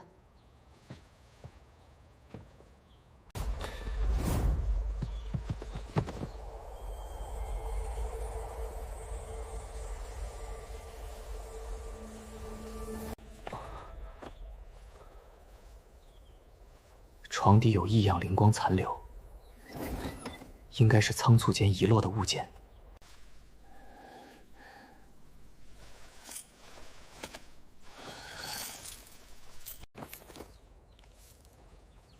一截麻绳，一枚带倒钩的弩箭尾羽，还有半张滑翔符箓残页。这些东西凑在一起，倒像是用来翻越院墙的工具。他走得太急，来不及销毁痕迹，随手塞在了床底缝隙里。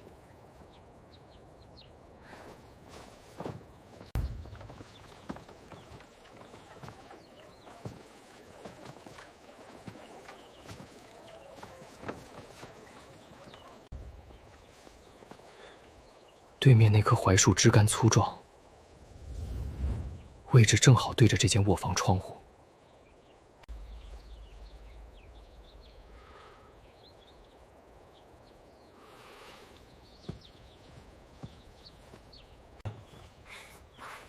床有摩擦痕迹，外侧墙皮也有轻微脱落。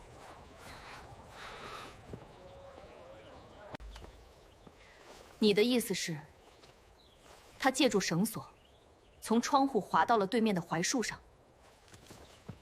正是如此，不用走正门，自然能彻底避开院内所有护院值守。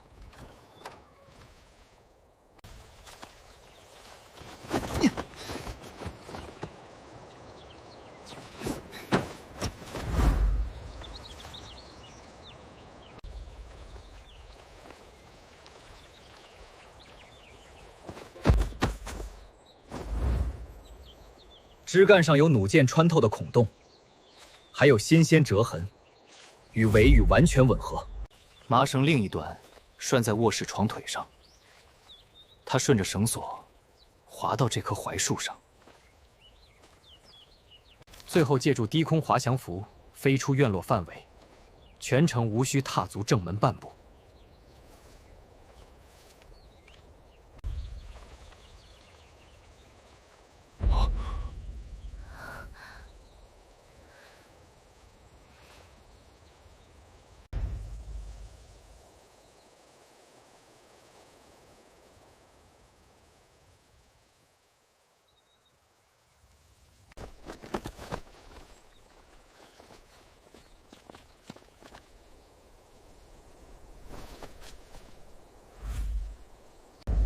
滑翔符飞行距离有限，落地位置应该就在前方那片草坡一带。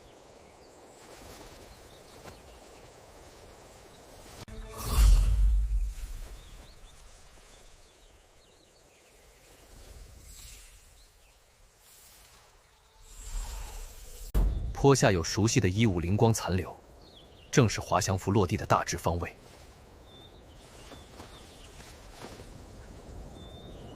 走。过去看看，说不定能找到他换下的衣物或是随身物件。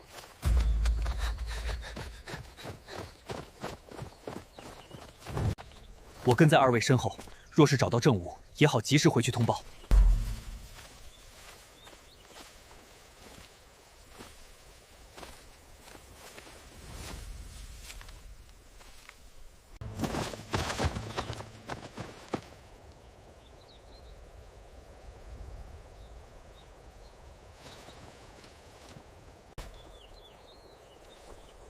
果然在这里，一套劲装，一双布鞋，还有一个随身储物袋。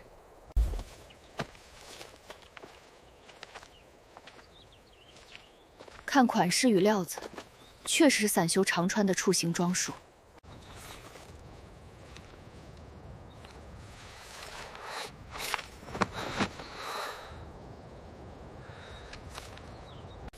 还有一封亲笔信。应该是他本想留在卧室，仓促间带在了身上。换装时遗落在此处，也算是给我们留下了最关键的线索。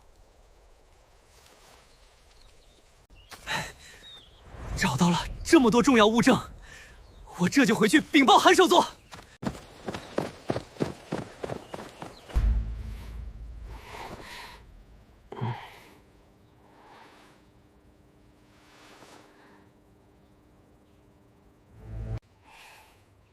我看他就是装模作样，本地差役搜了几天都没线索。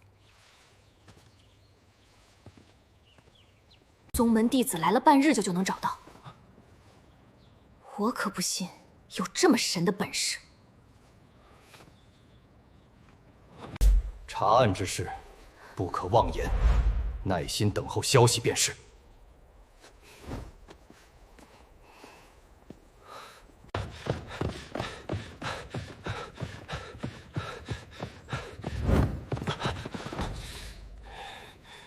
什么？当真找到了？人在何处？人何处？街对面草坡下，江冬雪正手握物证，等着您过去核验。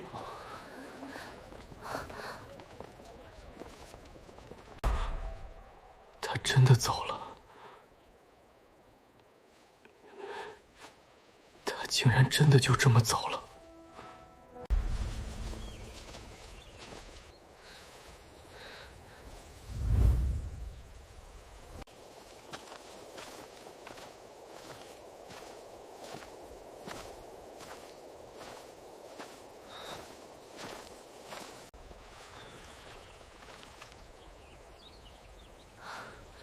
这字迹我认得，确实亲笔无疑。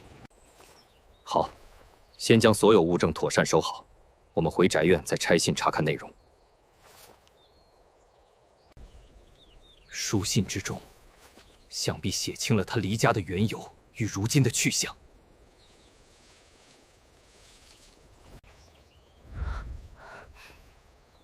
竟然真的找到了。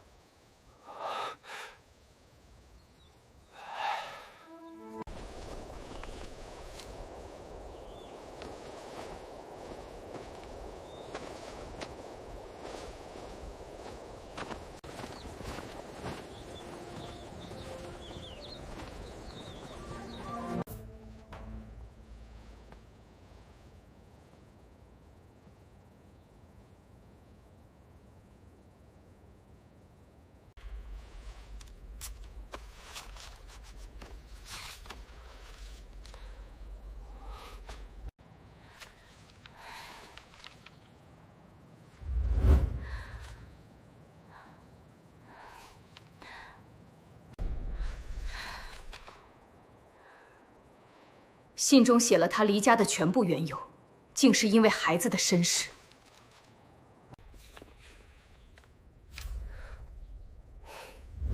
半个月前，他偶然发现，养了8年的女儿并非自己亲生。当年他的亲生孩子出生便夭折，是夏阳抱养了别人的孩子。这件事瞒了他整整8年，他无法接受欺骗。 又不忍伤害家人，纠结多日后，选择留书出走，去了邻县的清心观静心休养。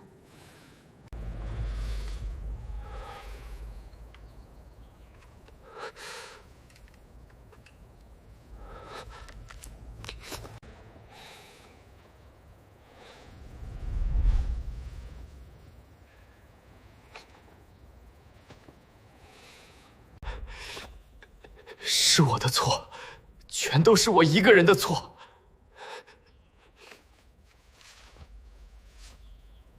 当年他丧女之后身子极差，我怕他扛不住打击，才出此下策。本想等他身子好些，时机成熟再坦白，谁知一拖就是8年。我以为日子久了事就能慢慢过去。 没想到伤他更深。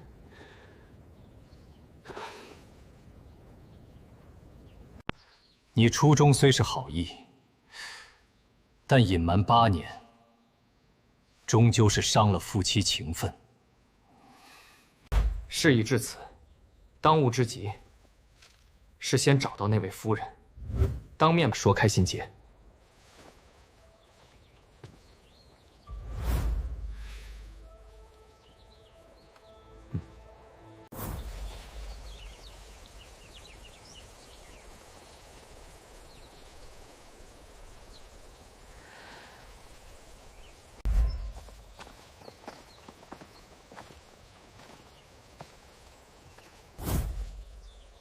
江道友，我们受你家人所托，前来寻你回去，化解家中误会。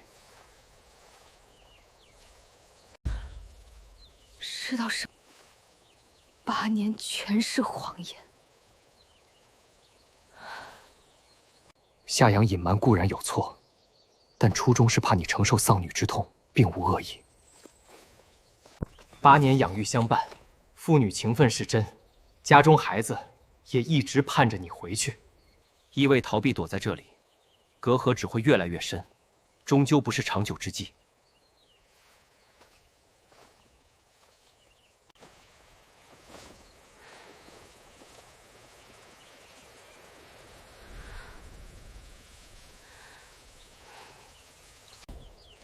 我也是女子，明白你心里的委屈与难过，换谁都难以接受。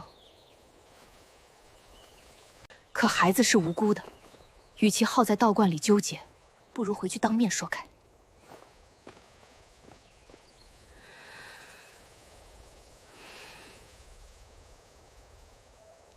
给彼此一个解开误会的机会，也给孩子一个完整的家。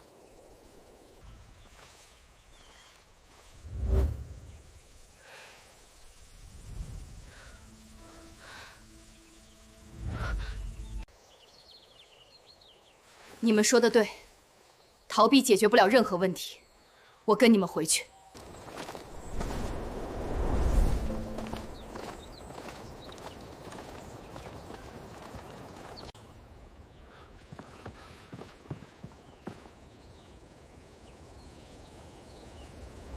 吴超观察入微，断案如神，本官今日算是彻底心服口服。苏江县已备好薄宴，二位务必赏光，也算聊表谢意。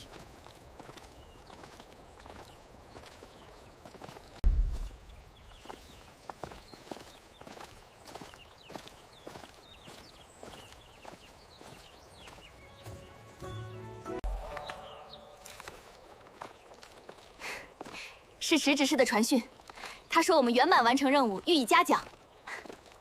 苏江县镇守特意修书致谢，夸赞宗门弟子办案得力公允。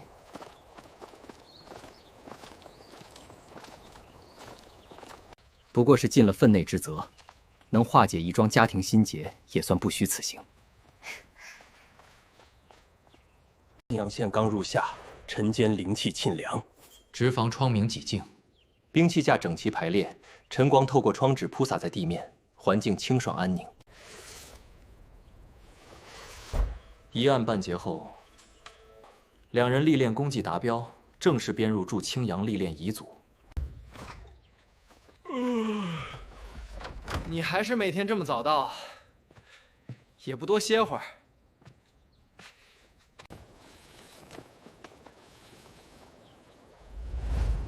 值守当差，本就该早到些时日，近来频繁动用旺气术查案。我感知力比从前敏锐不少，连剑刃上细微灵气波动都能察觉。那是自然，咱们如今可是正式遗祖弟子了，往后案子多的是。天天在镇武司值守，辖内大小案件都归咱们经手。哎，有的历练了。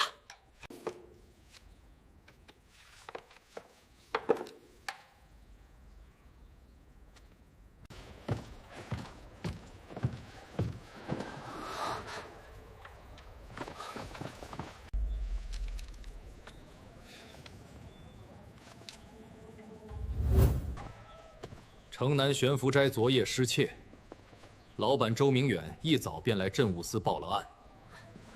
失窃之物是3叠上品聚灵符，还有收银柜里20枚下品灵石。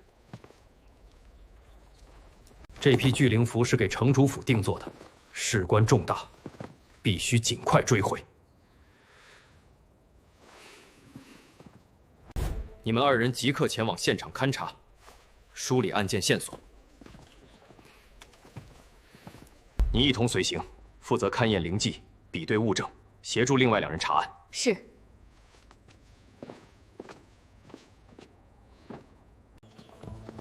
遵命，我等即刻动身，前往悬浮斋勘察现场，追查失窃物品。不就是一桩寻常失窃小案吗？我去也能办，何必劳烦这么多人？再说那位孙冉不是验灵师吗？好好的勘验灵物不做，怎么也来查失窃案？你懂什么？孙冉师从宗门验灵大师，勘验灵迹，比对物证极强。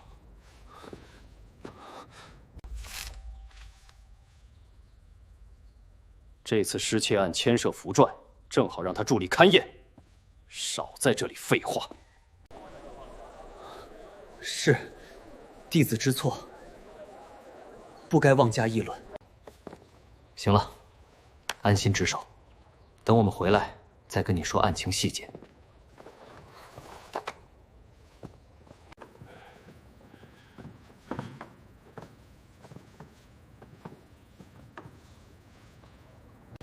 万位贤师可算来了。小店昨夜遭窃，损失实在太惨重了。今早开门我就发现，收银柜被人打开了，后院门锁也坏了。收的3叠上品聚灵符，是专门给城主府定做的定制货品。这要是找不回来，我这小店的声誉可就全毁了，毁了！老板莫急，我们先勘察现场，定会尽力帮你追回失窃之物。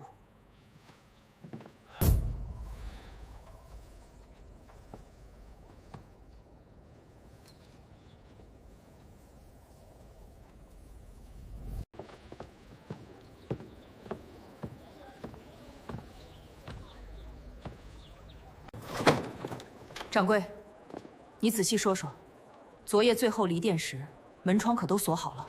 都锁严实了。我每晚离店都要反复检查，绝不会疏忽大意。开柜的手法很生疏，力道不稳，用的工具也很普通寻常。所幸内划痕杂乱无章，不像是惯偷作案，更像生手所为。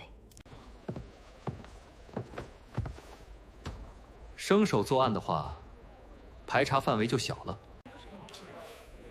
寻常惯偷不会只偷3叠符篆与少量灵石，定然会洗劫一空。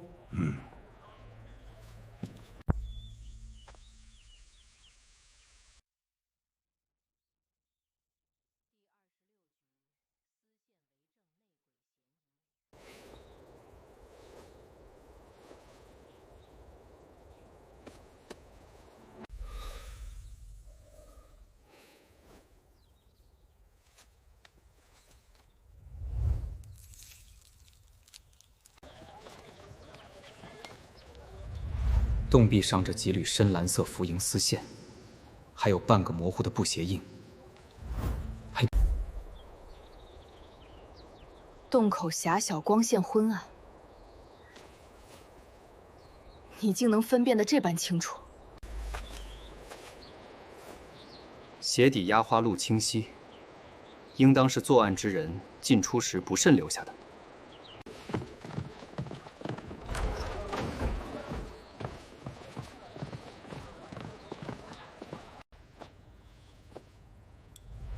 柜角边也有同款深蓝色丝线，和洞口的属同一来源。这丝线看着眼熟，像是符篆外包的料子。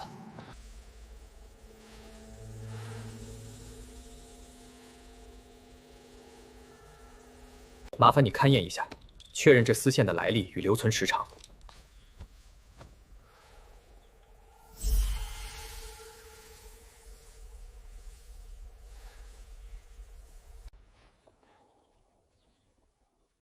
这确实是聚灵符外包的符灵丝线，灵气尚未完全消散。从灵气残留程度看，制成时间不超过半个月，还很新。也就是说，这丝线是失窃当晚随聚灵符一同带出洞口的。是什？大概率如此。符灵边缘脱线，勾在洞口凸起处才留了下来。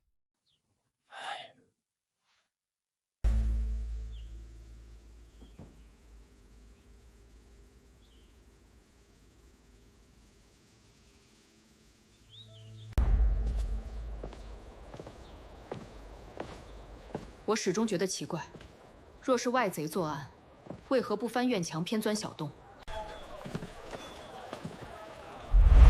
而且只偷了聚灵符，刻印更值的冰泉灵石，单凭摆件没动。这恰恰说明，作案之人对店内布局与货品价值了如指掌。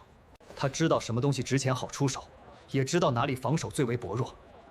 再加上洞口只有拳头大小，此人必定身形瘦小，才能钻过。身形瘦小，熟悉店内，难道是店里的伙计干的？目前嫌疑最大的便是内部人员，还请周老板找来所有伙计。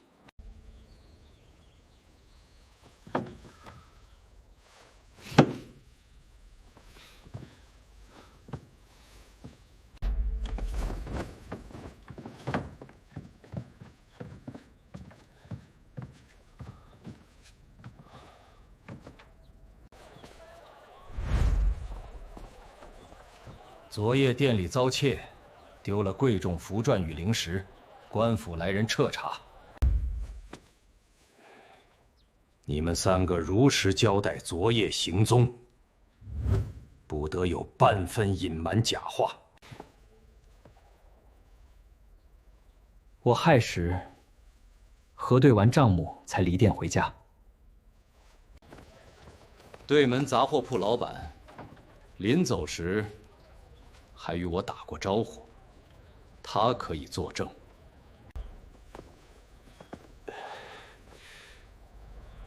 我店铺打烊后都直接回了家，到家便躺下歇息。我娘能作证。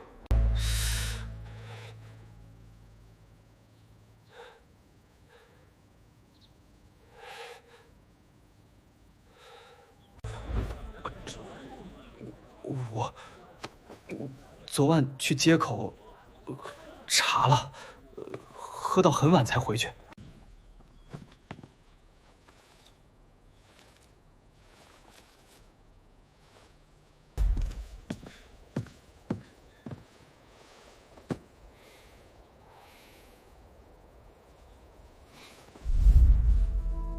你说去了街口茶馆，不知是哪一家茶馆？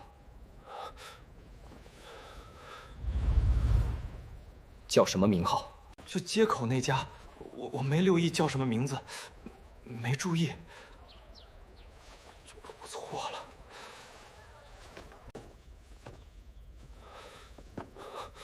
那你昨夜与谁同饮？或是遇到了什么熟识的茶客？我一个人去的，没碰见熟人，就独自坐着喝茶听书。我一茶顶茶，茶钱多少？昨夜点的什么茶？你总该记得清楚吧？我忘了，就普通茶水，不值几个钱。几个钱？他。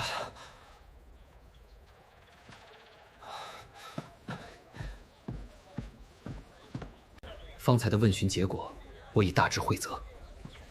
我这边也有些新的发现，或许能串联起来。看来事情比我们想象的要复杂。方才问询看下来，王贵嫌疑最大，神色慌乱，言辞闪烁，而且他身形瘦小，正好能钻过过院那个拳头大的墙洞，加上他袖口残留的浮墨痕迹，与失窃聚灵符的墨色一致。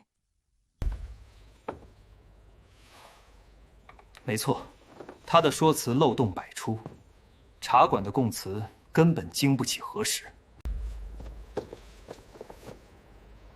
我们先去街口茶馆核实他的行踪，确认他是否撒谎。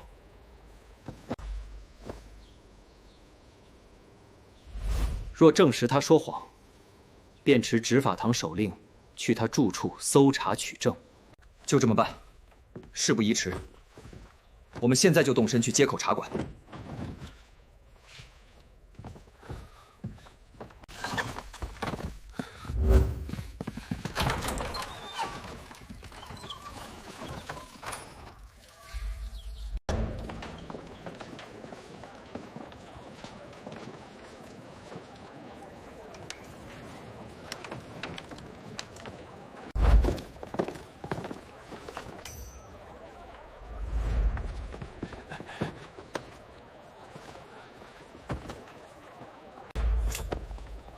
我们是政务司查案弟子，想向你打听一个人的行踪。仙师，请问小店知无不言，一定配合查案。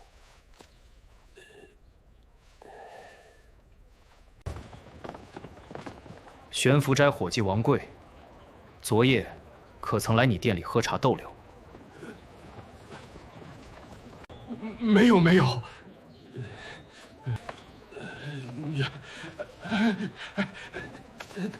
他昨晚根本没来过小店。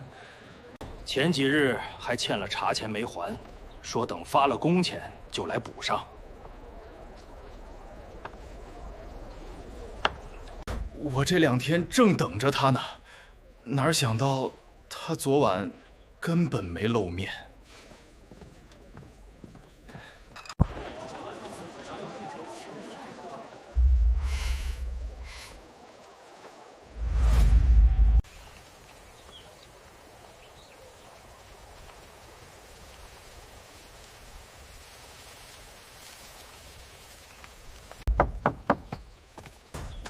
屋主不在家，我们需持执法堂手令入内搜查，麻烦房主配合。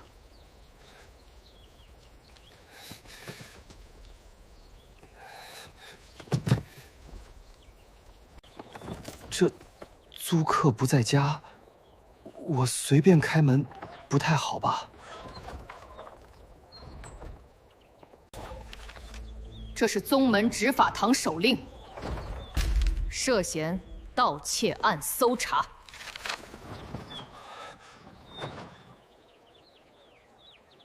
哦，原来是仙师办案，是我唐突了，这就开门。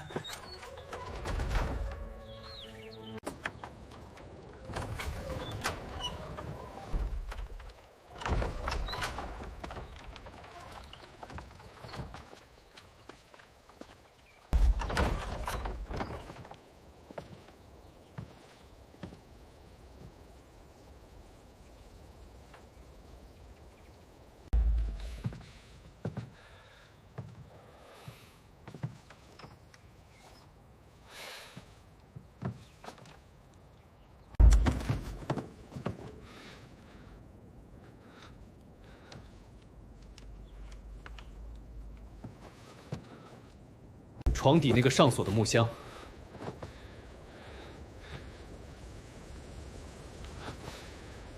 麻烦房主拿备用钥匙打开。哎，好，这箱子是租客自己带来的。我这钥匙不一定能打开。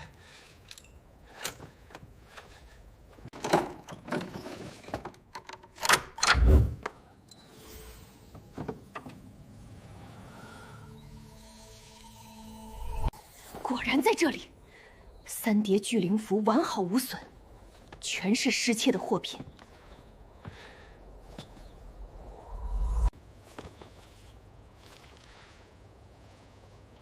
角落还有绣着“悬浮斋”字样的空钱袋，箱底还有一双旧布鞋，鞋底沾满泥土，还沾着浮沫痕迹。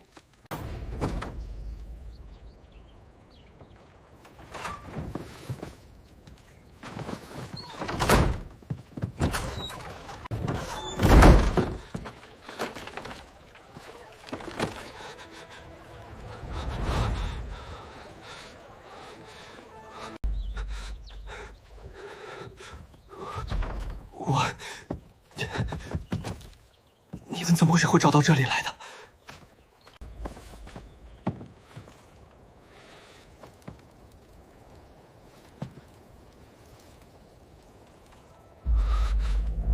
鞋底纹路与洞口留下的鞋印完全吻合，证据确凿。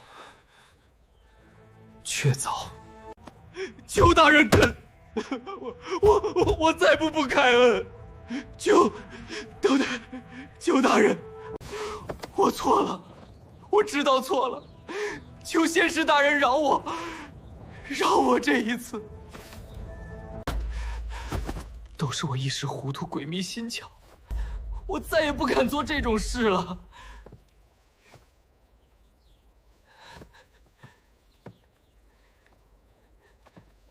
事已至此，起身吧，跟我们回镇武司交代全部案情。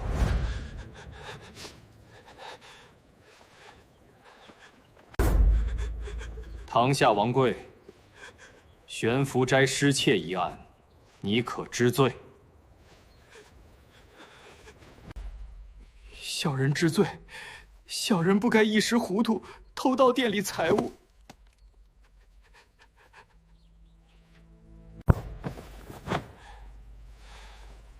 如实交代作案缘由与全部经过，不得有半分隐瞒。前阵子我被人拉去赌灵，手气差，输了好大一笔灵石，还借了印子钱，债主天天催逼，我实在走投无路了。我知道后院墙根有个小洞，身形瘦小能钻过去，就动了歪念。昨夜深夜我钻洞进店，偷了聚灵符和灵石，本想今天拿去黑市卖，还没来得及出手，就被各位仙师查到了。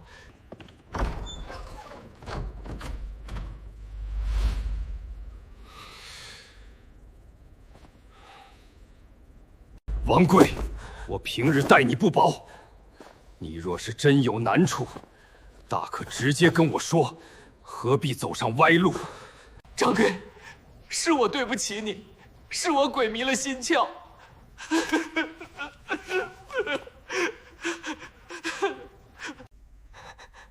没脸见你。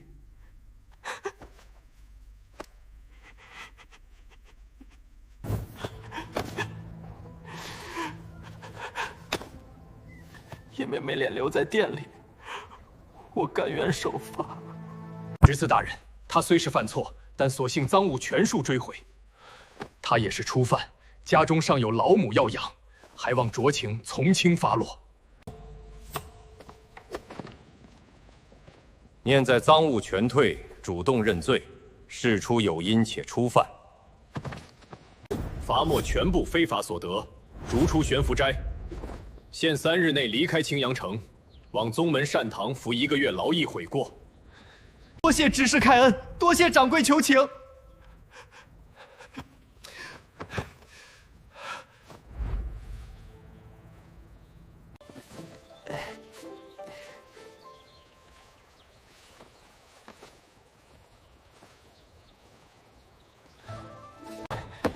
你也太厉害了，这么快就破了悬浮斋的失窃案。从丝线脚印锁定嫌疑人，全程条理清晰，强线太让人佩服了。之前我还觉得是小案子，没什么技术含量，现在才知道，哪怕是小案子，也有这么多门道在里面。是我以前眼界太浅，小看了查案的学问。我认错。查案不分大小，每一处细节都可能是破案的关键线索。关键线索，只要细心观察，严谨求证，再小的案子也能查得水落石出。严谨求证，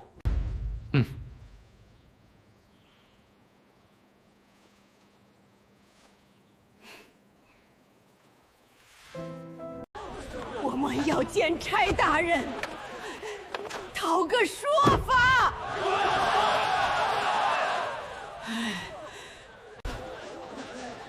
光天化日之下卖假单骗人，官府可不能不管这事儿。我也买了1颗，还花了10灵石。我也买了1颗，花了10灵石，根本就是面疙瘩。骗子骗了钱就跑了，这让我们找谁要回损失去？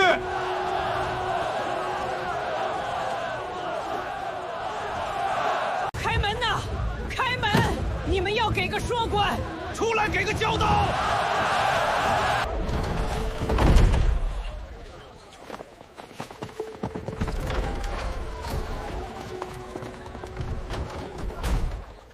诸位乡亲稍安勿躁，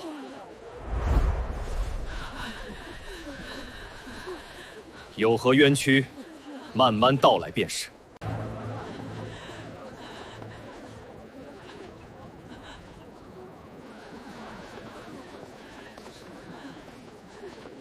城门口人百卖巨单，说每每就能增长修为。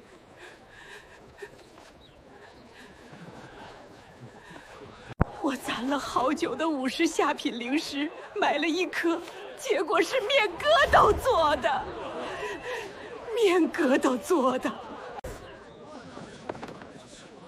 我老婆子半辈子积蓄就这么被骗走了，可怎么活啊？我们以为是真的，纷纷掏钱买，结果到手全是假的，假的！那些当场见效的，肯定是他们安排的托儿，合伙骗人。骗人！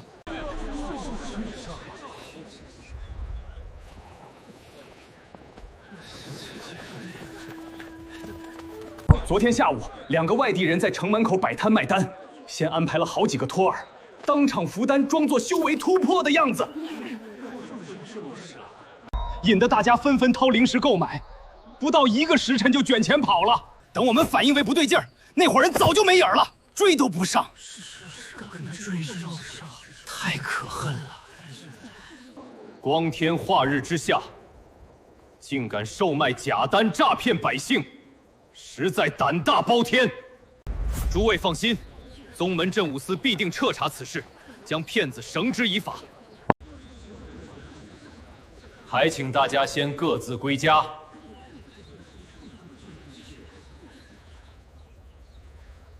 我们即刻着手追查，有消息会通知。这事儿怕是还没完。是啊，看样子还得等，希望不会再出什么乱子。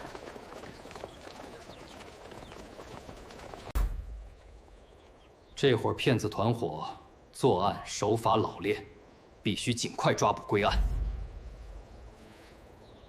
何超、吴飞、苏强，你们3人即刻去城门口现场勘查，人去骗子遗留痕迹，比对假单药成分，锁定作案手法。你去周边商户、摊贩处打骗子样貌与逃跑方向。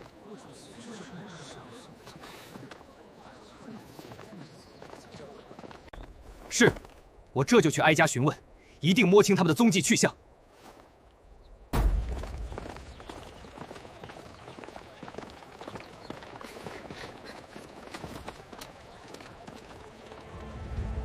骗子又来货百退了。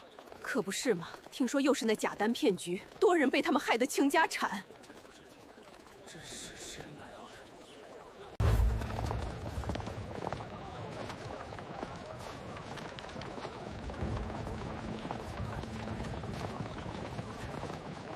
诸位乡亲莫急，挨个说明被骗金额，我们登记在册，后续统一退赔。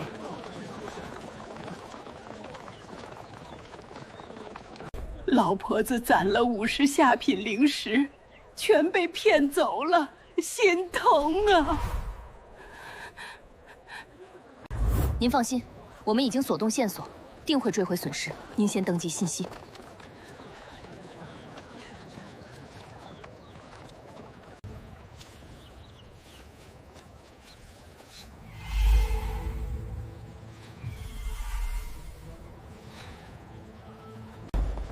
地面有2个清晰脚印，鞋底都沾着同一种黄色粘土，质地特殊。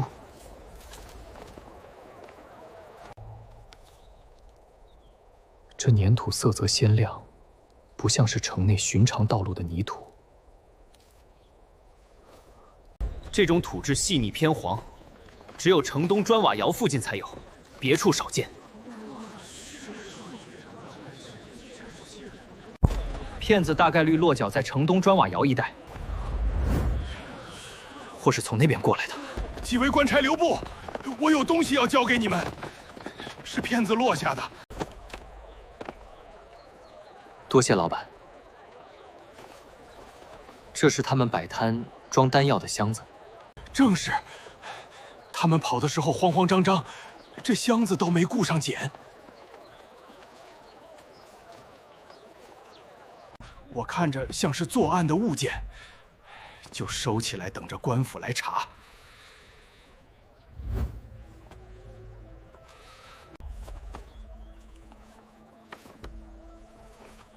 箱子看着普通，却能瞒过众人眼睛，定然藏着机关门道。我来仔细勘验一番，机关类物件最易在边角留下凌厉痕迹。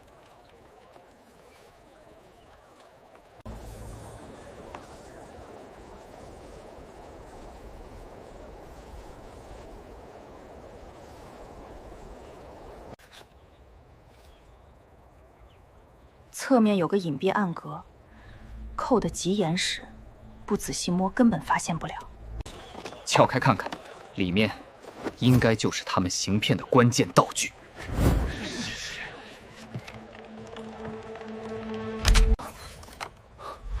里面藏着10几枚真的低阶聚气丹，还有一片控灵吸铁石片。原来如此，这就是他们真假换丹的门道。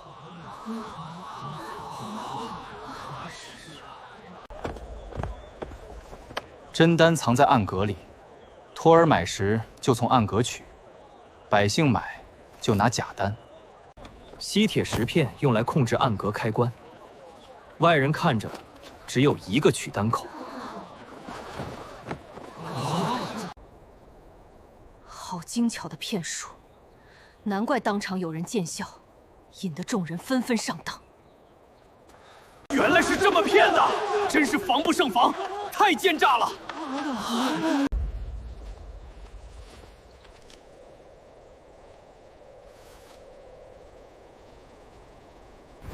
方才走访窑边农户确认，这会儿骗子还在土房内清点骗来的灵石，5人全都没离开。屋内5道混杂奸邪气迹，木箱同款黄土脚印一路延伸到房门，赃物必然藏在里头。分头行事，我与孙然守住后门，防止他们翻窗逃窜。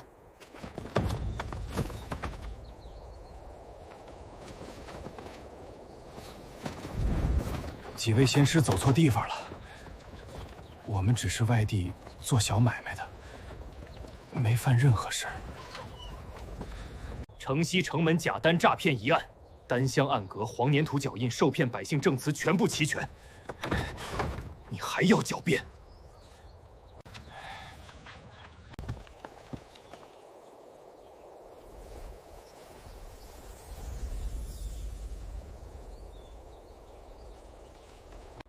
假丹200余枚，骗取灵石共计1300余枚，还有用来演戏的真低阶丹药，全部在此。你们靠着机关木箱真假换丹，雇人假装服药突破，哄骗普通海县，于心何忍？不少老人拿出毕生积蓄受骗。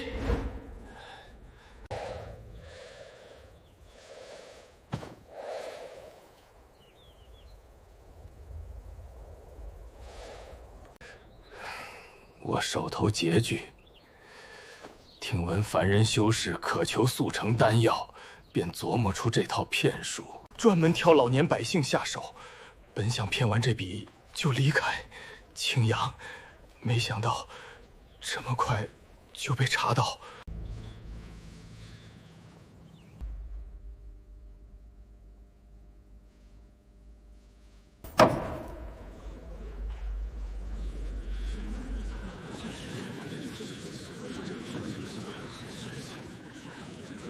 唯一男人伙同4人，以假丹、机关道具摄骗百姓财物，扰乱修行民众，触犯宗门律法，证据确凿，与无可辩驳。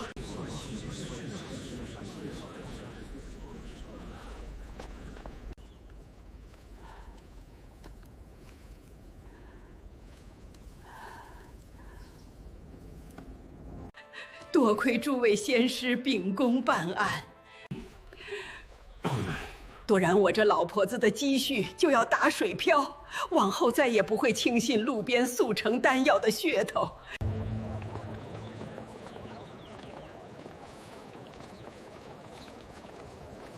大家切记，凡街边摆摊兜售低价速成丹药灵材的，多为骗局，切勿轻信当场见效的托儿表演。遇可疑商贩，直接前往镇武司报备。修行无捷径。贪食修炼才是正道，贪图购置灵材丹药，极易落入圈套。办案不分大小，百姓的点滴损失，宗门都会全力追查，遇事切莫铤而走险。官府宗门永远会公正调解，依法断案。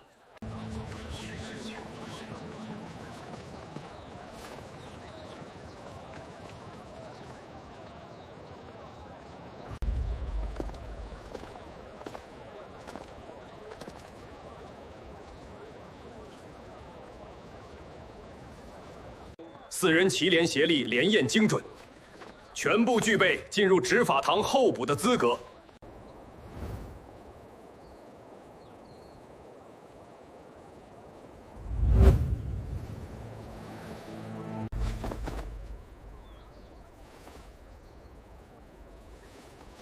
守护市井安宁，维护法度公正，是我辈青云弟子本分。